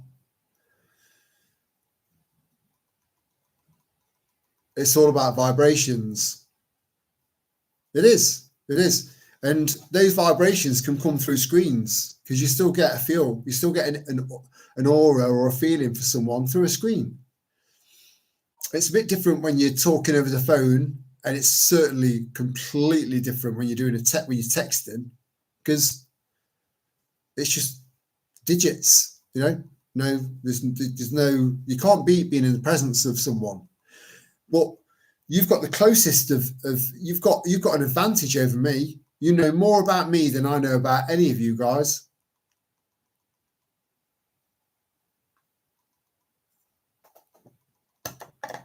You would have seen body language, you know, you would have seen tone of voice, you would have heard tone of voice, all of that. I've not had any of that from any of you, apart from Michael. You know, because I've met the man in person. I'm glad I have as well. You know, I always said that I never ever started this channel to make friends, and I mean that. But making friends out of this channel has just been an absolute unbelievable fucking bonus. And I've met some outstanding people, and that would have never have happened if I'd not started the channel. But making friends wasn't in my plan. It wasn't in my mind. It was a journal. That's all it was. A journal and sharing knowledge about prepping. And the more I learned about prepping, the more I shared whilst still doing my journal. And so it got, hello, Lily.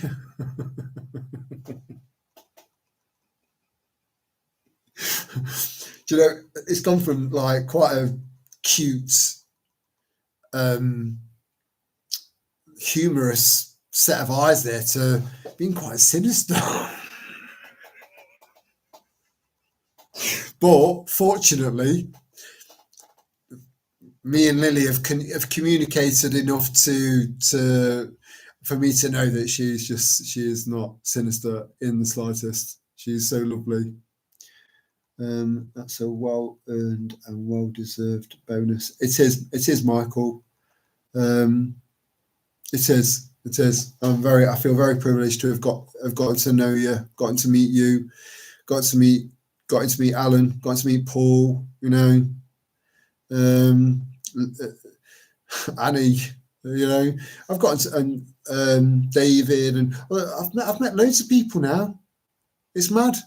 It's mad considering the size of the channel and the fact that it reaches across the globe.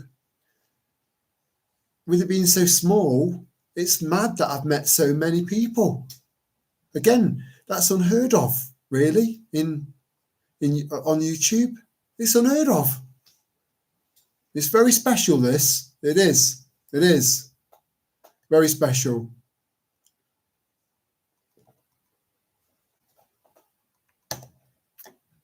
Anyway, Lily, how was your day? Was it productive? And just remember, Lily, if you ever want to cut, like, why do we do this? Why do we still do this? You know, why the fuck? You know, We could just say, if you ever want to give me a bell and have a chat, you know, more things over intercontinentally, email me. I'll give you my my number and we can converse. But I've tried calling the number that you sent in spits and starts, and my network won't allow me to call that number. It just won't allow me to do it. So I don't know if I need to sort of go through some roaming thing, or I don't know. But if you want to call me, we can chat. It's not a problem. Just so that you don't feel alone, because I know I can just tell from, I hope you don't mind me saying, you know, I can just tell from conversations we've had via text, you know, on here and in the comment section, and that you do seem quite isolated in a lot of ways, and where you saw a ray of hope with that homestead, that particular, I hope you don't mind me. Please tell me to stop. If you don't, actually, I won't carry on until you give me a thumbs up, because I know it's quite personal, you know.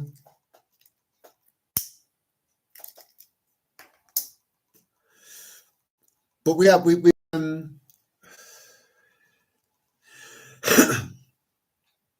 okay, right.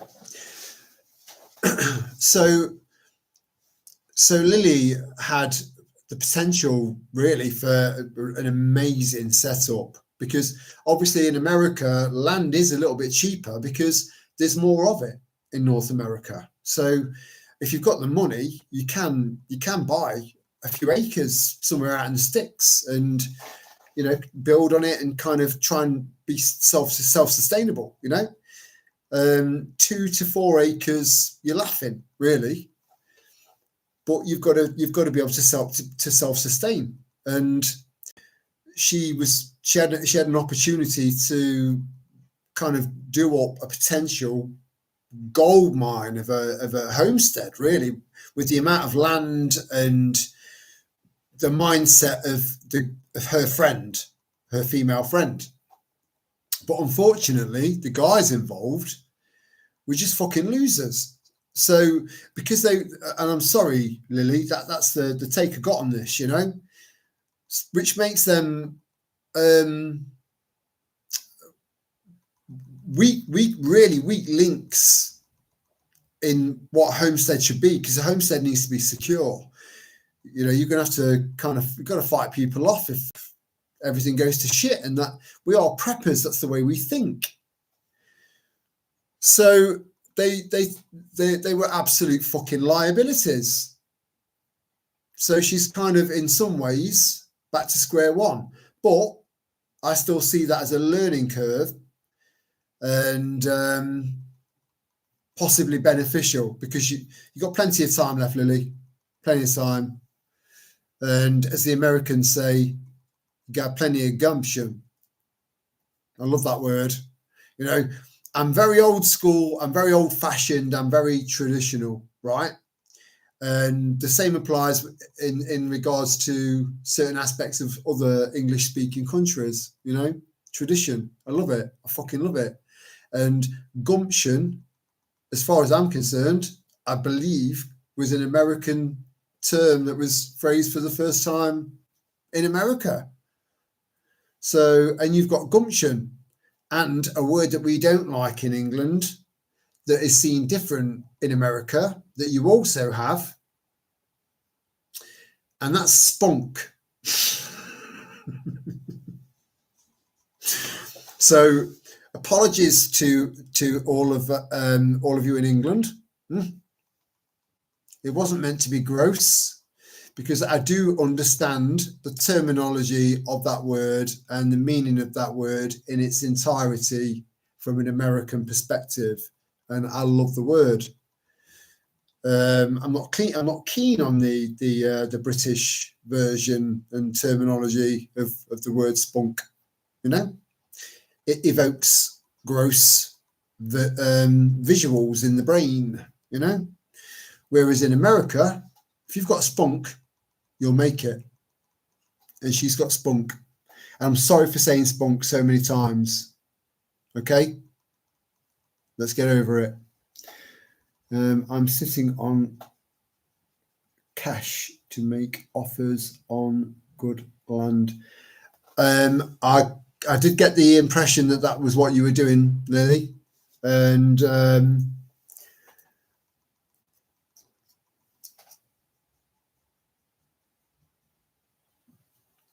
I think this might apply to more than just me.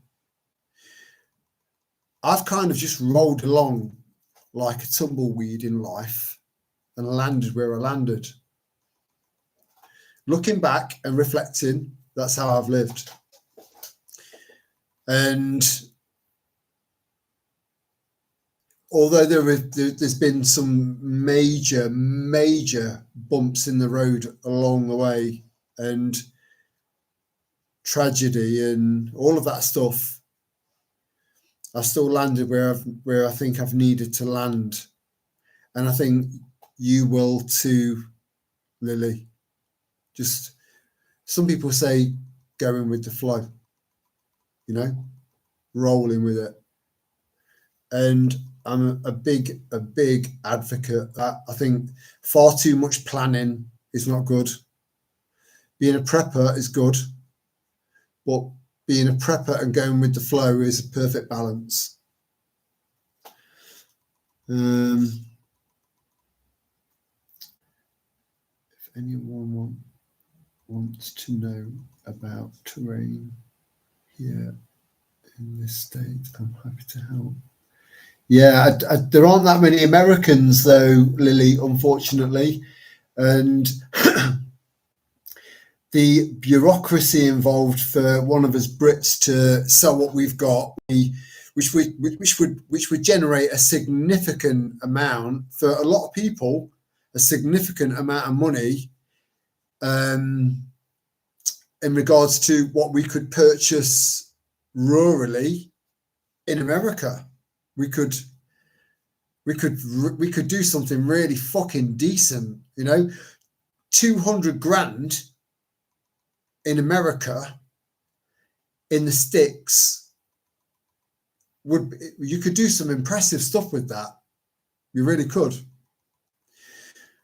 But the bureaucracy involved from becoming a British citizen without an American passport to living in America and trying to live there permanently, the bureaucracy involved in that transition is absolutely fucking ridiculous. Considering English speaking America wouldn't have existed without England. No offense. That was no offense intended. I'm just saying. But then, having said that, the Irish were most. Actually, I don't know how many of the Irish were fully English-speaking Irish when your family originated from Ireland, because a lot of that could have been Gaelic. But anyway, you know. So I know a lot of your heritage is from Ireland. So you're as far as I'm concerned, Ireland is part of England. It's part of the UK. You know, a lot of Irish might not see it like that, and you know they might regret not being part of England because they are so isolated.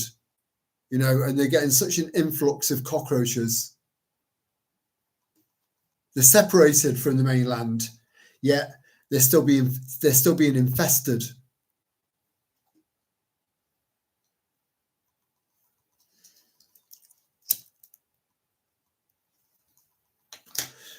But yeah, you know, the offer, what you've got, Lily, over there is a lot of potential. You know, it just takes a lot of gumption and spunk to make it happen. And you know, I might not know you in person, but from what I've read and what the to and fro's that we've had over the last few years, is, you know, you've got what it takes.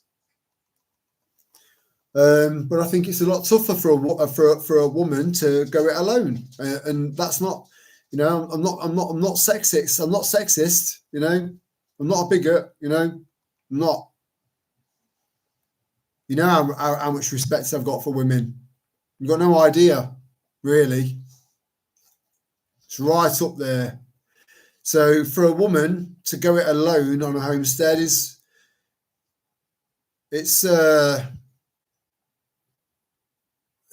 you don't get more daunting than that. It's daunting, extremely daunting. You need men around you, but men you can trust. So, maybe work on immediate community and neighbours, and I don't know what the answer is. It's a different world over there, Lily, in many ways.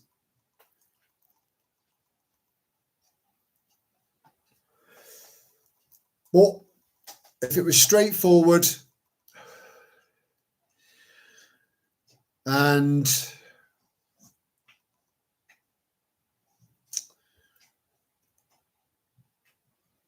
there was a lot less bureaucracy, and it was achievable, I would definitely consider, and I mean this, I would definitely consider selling up and setting up a homestead, a co-owned homestead with you in America. I would, because I'm assuming that you're also in a right to carry area. So, you've got the ability to defend, and I mean properly defend.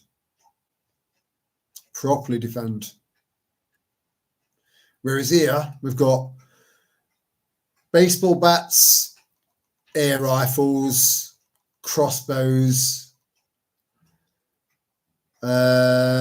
knives, a few other things that I can't tell you, and harsh language.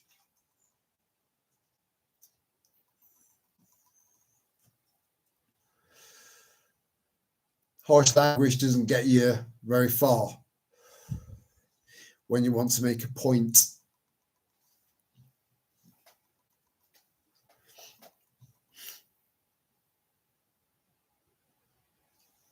Oh, you're so lovely, Ruth. You really are. You're so lovely. Yeah, so Ruth, now that I know you're still there, is there any chance you can find out if, because I emailed you, find out if you can still access that package, see if you could, because the address was correct, the name's correct, it's the postcode, right?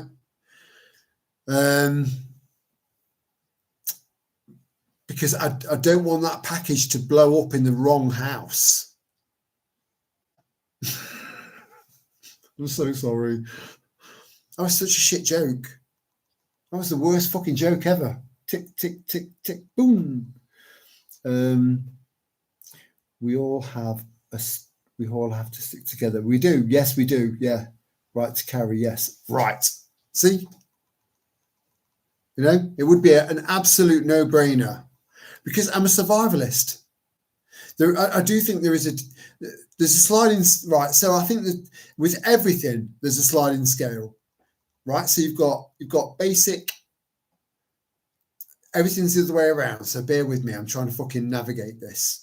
So you've got basic, I've put 72 hours worth of food and water aside, and I've got a 20 watt solar panel and a little 12 volt battery that I got out of a Toyota Yaris, right? You've got that. And I've got 2 boxes of paracetamol. And then it goes up. Fuck me. Then it goes up and up and up and up and up and up and up and up and up and up and up and up and up and up to survivalist, right? Now, a survivalist, you're going to get 2 types of survivalist. One that will fucking kill you and eat you if they are hungry. And then you'll have one, the other side, that will have and maintain a moral compass throughout everything they do. And that may include killing, but it will be on moral grounds. How do you get killing on moral grounds? If someone's about to try and kill you and you kill them, you've killed them on moral grounds. They wanted to kill you. You knew that. You killed them.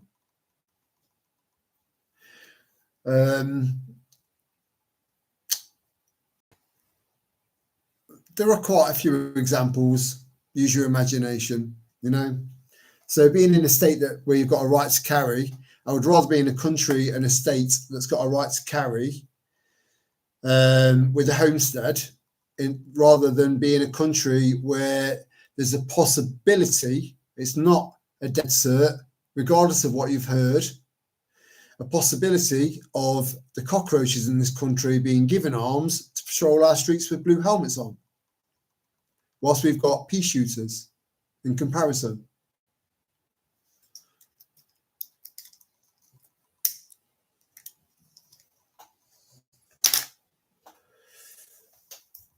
But I mean, someone with a criminal record, for example, just you'd never get citizenship in America. Yet, just like England and Europe and America, people are in there without any citizenship whatsoever, and they're just getting on with shit and just doing shit. Same as over here. Yet I offer to bring money over to America and potential resources over to America to minutely improve being in America, and it's a no-no. You slip up through a border, through some fucking hole underneath a wall. But again, that's another route of conversation. They were all let in to make Trump look even better. But it's different in England. In England, it's the clergy plan.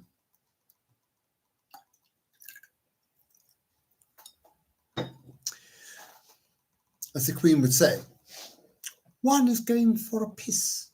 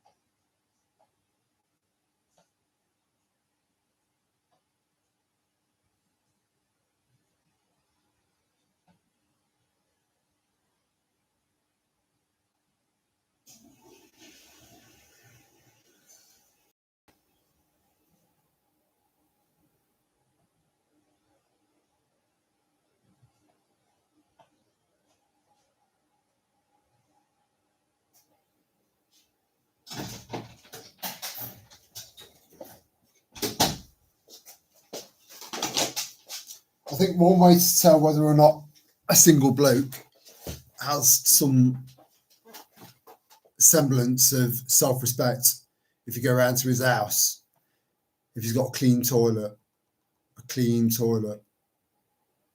that speaks volumes about a man. It does. You know, the rest of the house might be a little bit messy, you know, but if they've got a clean toilet, it's a good sign.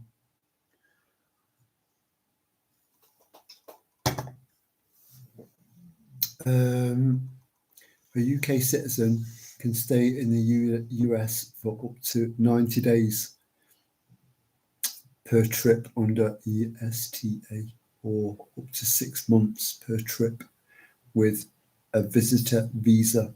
It's the visitor visas that are difficult to obtain when you've got a criminal record, though, Lily.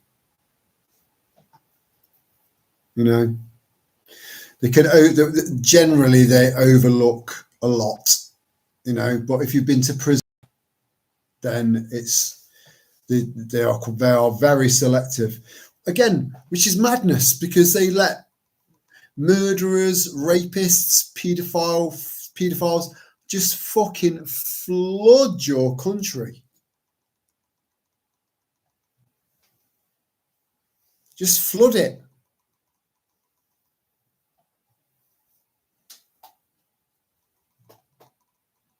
And the same's happening here, you know. But what I'm saying is, someone with genuinely good intentions coming over there, you know, to try and get some sort of setup where you can literally be completely self-sustainable, which is completely doable, right? If it wasn't doable, none of us would be here. So you get someone going over there with good intentions, and they go through it. Ooh, you know, he's been to jail. That's it. Fuck that. Denied. Yeah, they just flood the country with fucking deplorables, and yeah, welcome. Fucking Nora. And Lily, I would love for you to adopt the term fucking Nora, right? Use it at least once, maybe a month, and let me know. Send me a message somehow of the scenario and when you said it and how it made you feel, and I guarantee it will put a smile on my face. Fucking Nora. A B1, B2. In England, a B1 and a B2 are two different types of bowel movement. So thank you for that mental image there, Lily.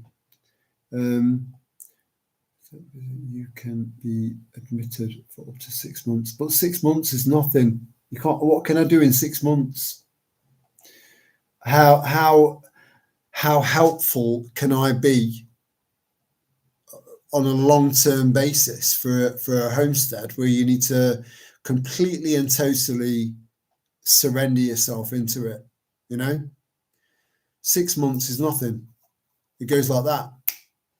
And it feels like time's speeding up anyway. So that 6 months would feel like 3-4 months, you know.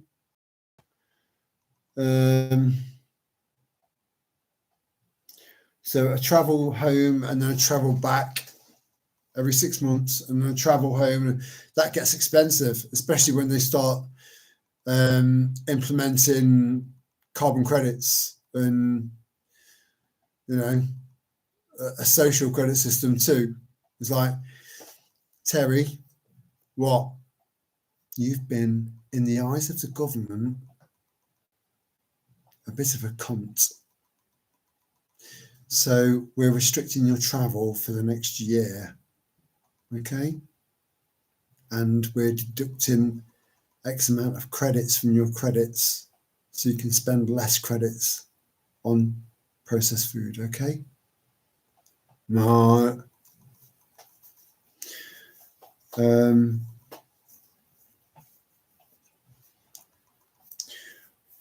Lily,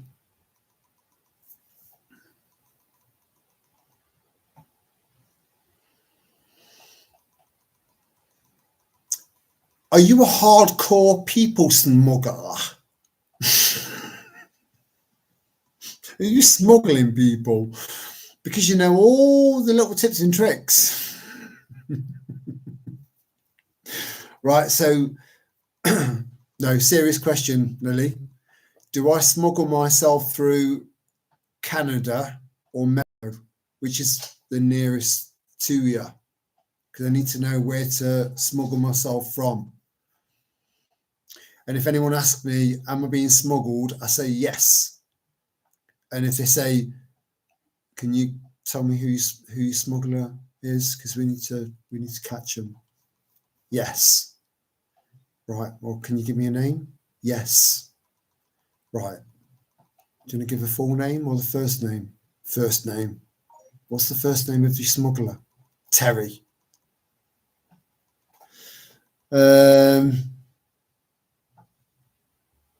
I rode across the Canadian border on horseback. Oh my God. Fucking hell. You know, do you know what? Normally, I'm a pretty kind of middle of the road guy.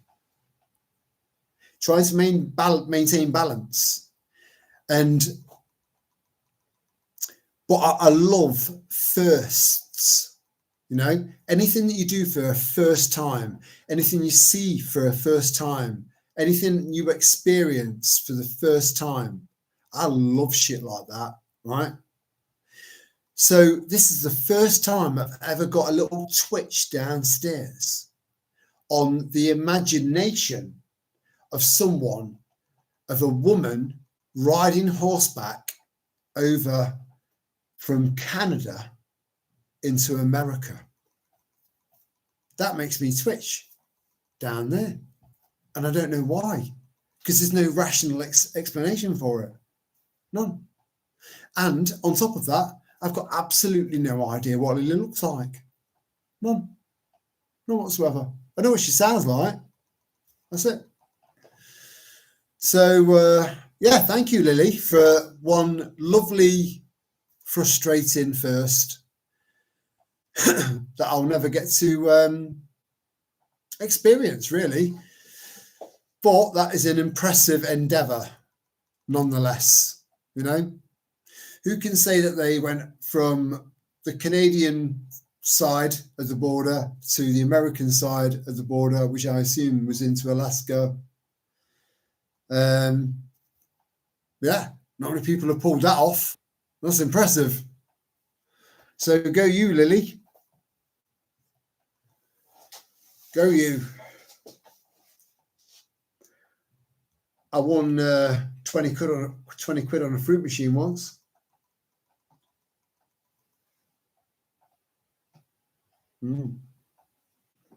What else have I done?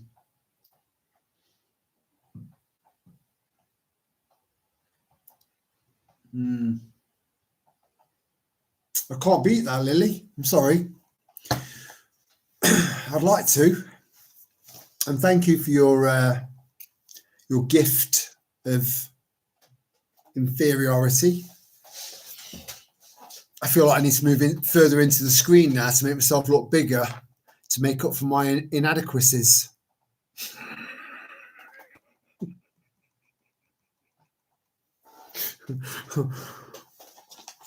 I need a fag.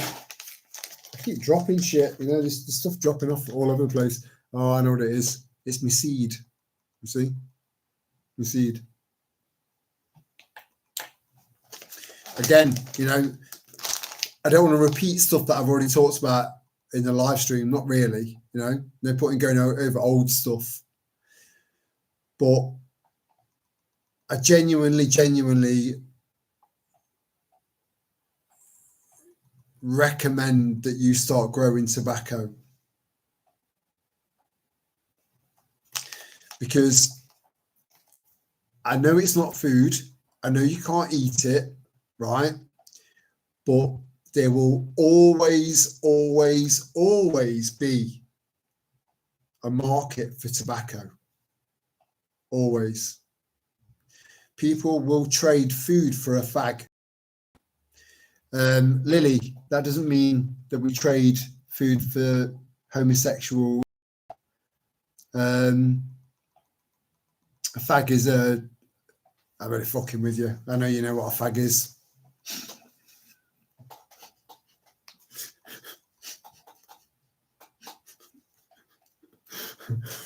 I hope I haven't offended anyone by yeah. Everyone's got my sense of humour by now. That apology was aimed in a specific direction. But anyway, the horse was named Penny and was nasty tempered. Right. I read books. I know that term. What fucking books have you been reading? I felt like I needed to end that with a sister. You know, when you get like, what books have you been reading, sister? Motherfucker. I'm sorry, I don't know where all that came from. But yes, I've been married twice, right? My first wife had a horse and she had a what's known as a Welsh pony for her daughter, Colin. And I never rode her horse, but I did ride someone else's horse that had a horse at the same stable, right? Because my first wife wouldn't let me ride her horse because it was an Arab. So I rode this other horse, which was less risky financially. But I rode it in a menage, so it was contained. So I'd only gone up there to help my first wife out to muck out, right? I ended up riding a horse for the first time in a menage on the most sensitive horse out of all the horses there. And it was, they must have calculated it. Otherwise, I don't think they would have done it. I hope not, at least. I don't think they were that sick, you know. So Lily will tell you, you know, to get a horse going, that you hold the reins in a certain position, right? That I can't really show you here. You need to hold reins to know how to do it. You hold the reins in a certain position, and then you use your heels. You squeeze your heels into the horse, and then the horse knows to move forward, right? Now, I squeezed too fucking hard, too fucking fast. The horse bolted. So, my next thing I know, within, I don't know, 20, 30 seconds, I think both of my feet were out of the stirrups by then, which must have been pissing the horse off, then banging into the rib cage. I'd forgotten how to hold the reins. Like, everything went to shit. And it's mad though, because I'd actually, on the way round, I'd actually started to get into the rhythm of riding a horse. But it was after that, something, I don't know what happened. I think I might have got cocky and thought, oh yeah, I could fucking ride a horse. I don't know. And I got a bit of payback, a bit of karma. I don't know. But everything went to shit very fucking quickly. So I'm holding on to the horse's throat for security, because it's running around like a fucking nutter. So fast, it's like a fucking, you can't see it. It's like a blur. I was on that fucking thing. So the faster it was going, I get my heels in, because it's natural to do that, because you're fucking holding on for dear life. And it's just going round and round and round. And it was going faster and faster and faster because I was digging my heels in more. And because of the way the structure of a horse, its head moves up and down. So I've got my arms around its shoulders, sort of. I was still holding on to the, you know, and its face is fucking like that. So there was about, it didn't last for long, not long, because they finally realised, when they were wiping the tears of laughter from their fucking sick faces, that I was in trouble. When they came in and slowed the horse down, I was all right. That was the last time I rode a horse. Yeah, true story. Fuck me. So yeah, the idea of going from Canada to North America on one makes me feel quite nauseous.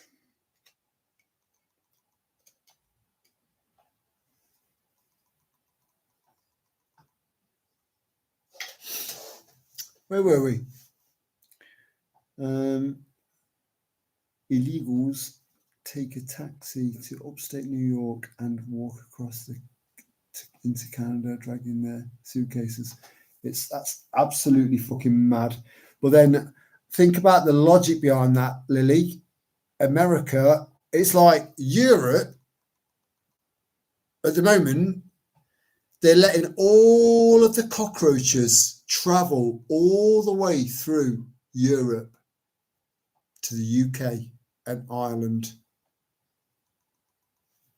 Right? The same fucking principle is applying to you. They're letting them travel all the way up into Canada. Which, no offense to any Canadians, but it's a pretty soft touch country. If you'd have gone there on holiday, say in 2017, for example, right?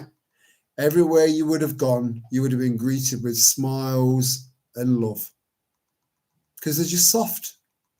They're lovely, lovely people. Lovely, lovely people, but soft. And I did mention in a conversation with someone the other night, one of our lovely lot,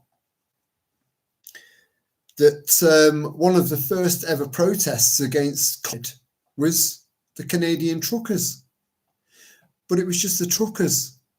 Remember that. It was just the truckers. You know, the general public, like us, you know, like, oh no, it's not bird. It's not what we really want. We don't want any trouble. Got to grow a fucking pair and grow a pair fast. So it's the truckers that took on, you know, the COVID and the bollocks and the bullshit. But a conversation was had with the leaders of that group, and it was enough to put the fear of God into them.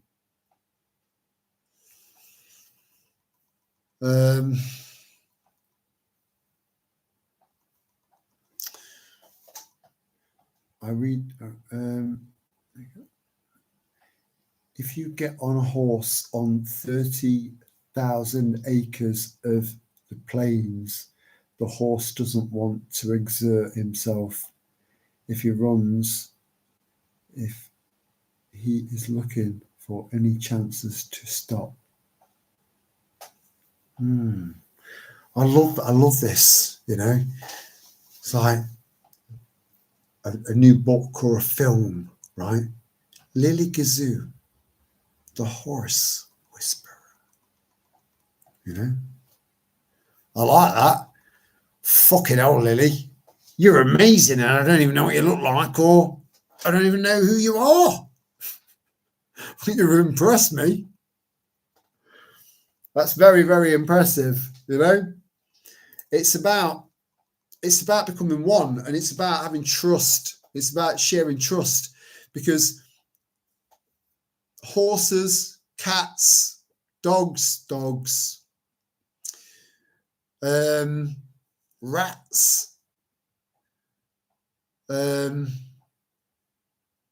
well, do you know what? There is a significant list, really. When you really think about it, it's significant as to how many animals just connect with us and we connect with them. Everything's connected, everything. And I got to know horses way more than I'd ever known them by being married to someone that had horses and that could really ride, you know?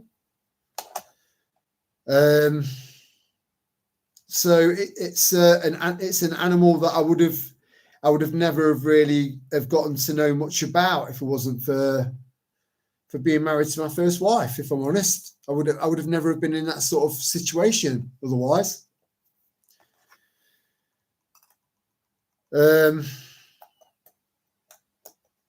But it just goes to show just how sentient a lot of these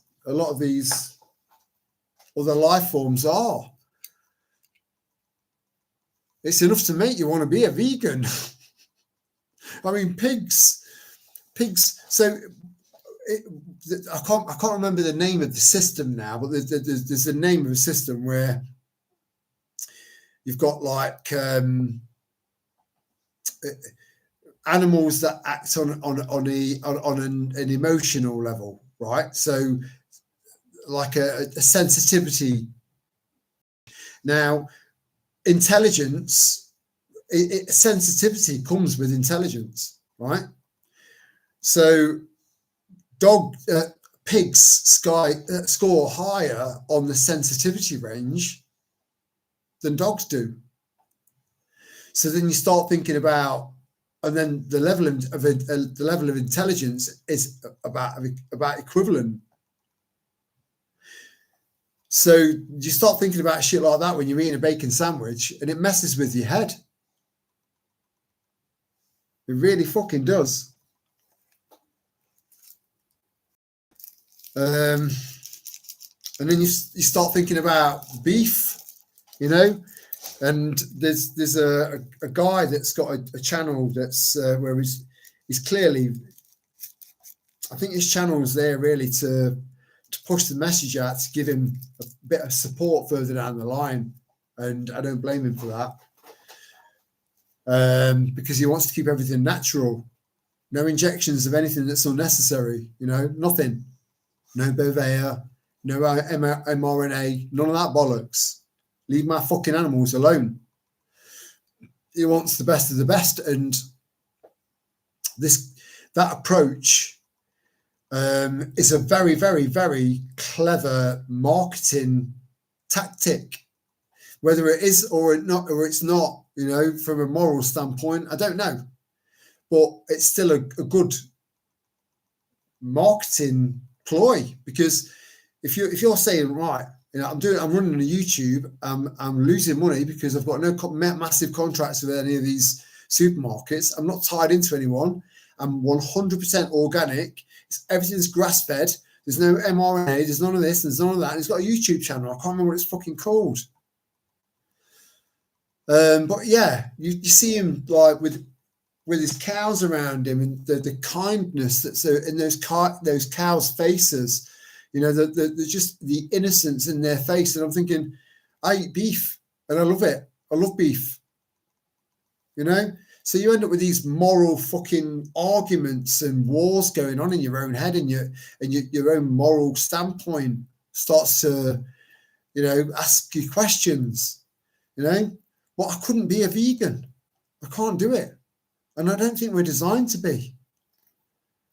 I think meat is, you know, there are people that are surviving literally on a roast beef diet. So just water, quality water and roast beef, but the highest quality of roast beef, because you're getting everything that cow got into you.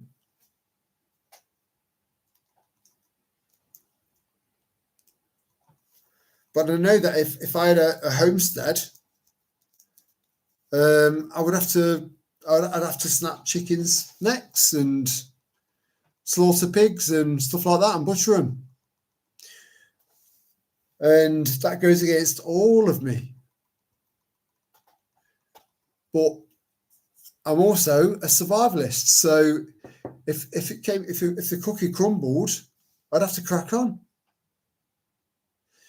But there are lines in the sand that I won't cross. There aren't. There are definitely some lines that I wouldn't cross. Definitely. But there are also some that I would struggle to cross, but would cross.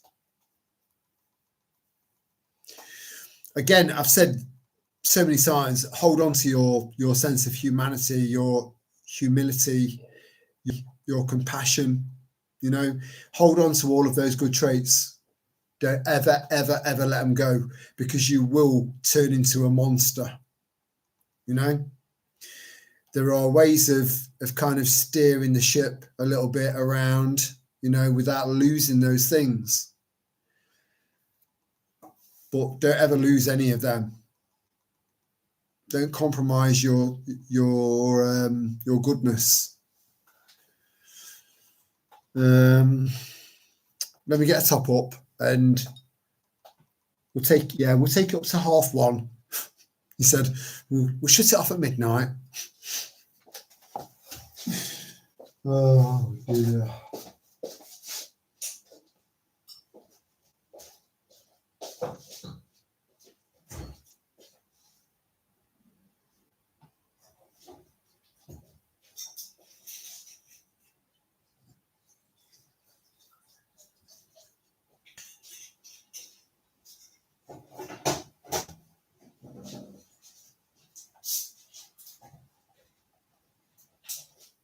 Yeah, this lady who's got this channel. It's not a bad channel, you know.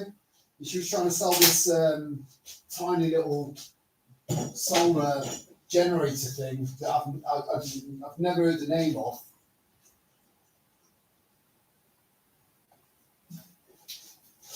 She tried to do it. I think that might have been her first ever live stream. And I think she was looking at the amount of subscribers that she's got and expecting a massive amount of people to jump onto her live stream, and it doesn't work that way. And I'm not sure if you know who I'm talking about. She's got a little bit of, I think she might have a little bit of Italian in her, because she's like, she's got an accent. But she clearly struggled initially because of lack of feedback from the people that were watching the live stream, and she got nowhere near the amount of people that she was expecting to get into a live stream, and it threw her. So not many people get past an hour of a live stream without any script or anything like that, you know. But it just goes to show that it does make a difference when there's interactions, so we can bounce off each other, you know. But I've still managed to go nearly 4 hours. So unless you do this, you'll never fully be able to appreciate or understand what it's like to do a live stream, ever, you know, unless you give it a go. I think Lily's given it a go a couple of times, which I've got a lot of respect for. I wasn't in the live streams, but I think the live streams were in a live stream, pre-recorded live streams, you know. So at least she gave it a go, you know. And it would just be lovely. It really, really, really would be amazing if more people started to utilize their channel, because I've had a little bit of a moan at a few, probably unnecessary, really, you know, just frustration, really. I had a moan at people for self-censoring themselves, using the word grape instead of rape, you know, because it feels so disrespectful to the victims to turn it into oh man, and it's just said that's gone straight to a joke. This is how the British fucking brain works, you know, dark humor. If you stand on a grape, right, and I mean fucking crush it slowly, you won't hear it scream. You just get a little whine.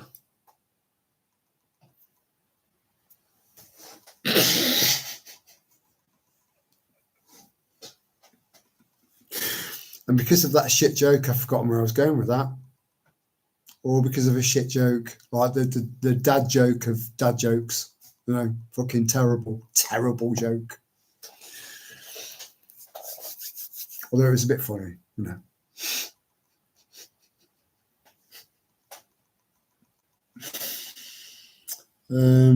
Canadian truckers are legend. Yeah. Lily, they aren't just legends in Canada. They will always be legends into people that are on that sliding scale of awakeness that were awake from 2020 to 2021, that woke up around that time or before. They would have known and seen what that was all about. But they had the fear of God put into them. I don't know what was said to them behind closed doors. Will kill your family. You know, it could have been anything.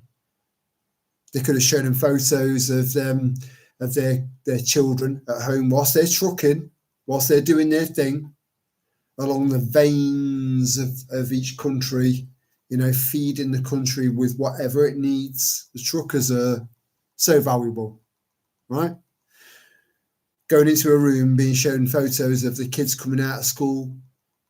You know, I don't know. I'm making this shit up, but I'm just saying it's not beyond the realms of possibility, because they came out of that room like ghosts. So whatever was said to them was bad. And then there was the closing down of their bank accounts. You know, we've got to be prepared for all of this. We've got to be prepared for every single thing that we can possibly imagine then throwing at us as a weapon, as a deterrent. Because they will. They will. They're going to fucking come for you, and they're going to come for me. But going back to the leading by example thing, right? If you maintain your stance of absolute and total non-compliance and defiance, you will be leading by example. Not letting fear get in the way, not thinking about consequence, thinking about fuck you. And people will see that. The leading by example thing is so important, no matter what the cost. There have been people throughout history that have sacrificed themselves knowing what the true greater good was. And the greater good, I don't like that term, the greater good.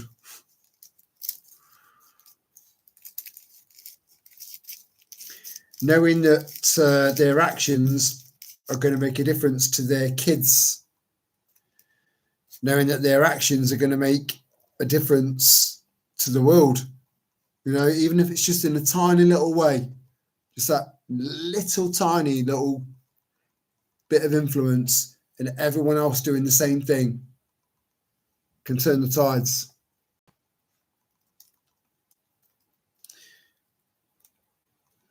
And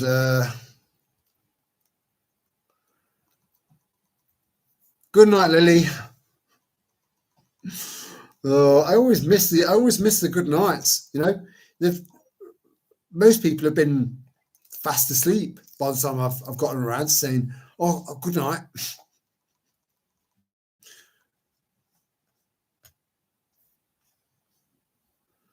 Well, that's the way it goes.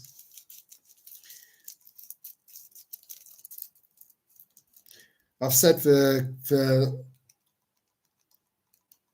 quite some time, and I don't change my stance on this, that you've got to either be part of or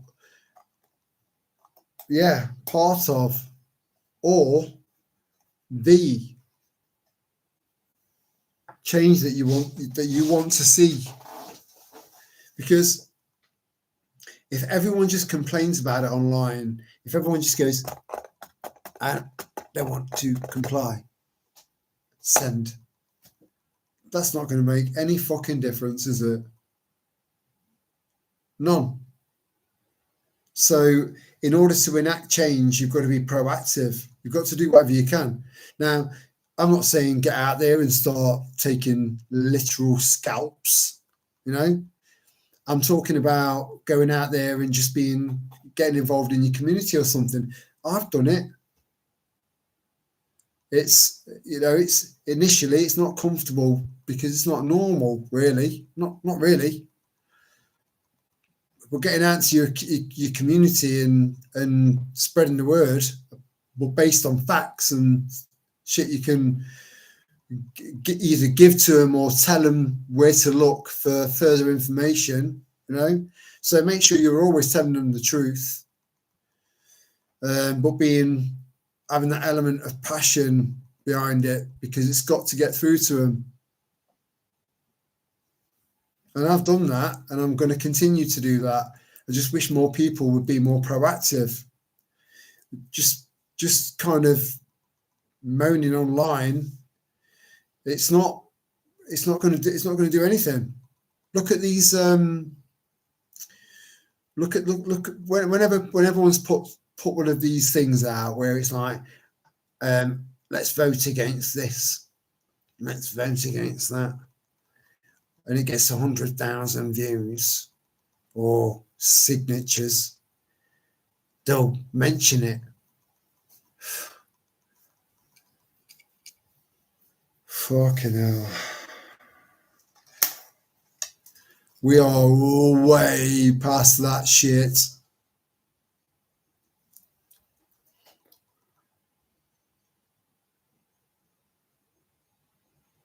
Yeah, enjoy, Lily.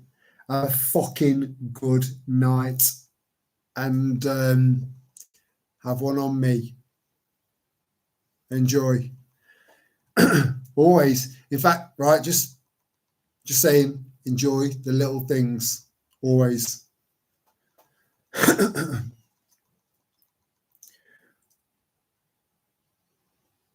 Good night, Ruthie, and sweet dreams. And I think that's probably a good time for us to ease off the pedal and go to bed. We're at 1:31. I'm not clock watching. I've only just noticed the time.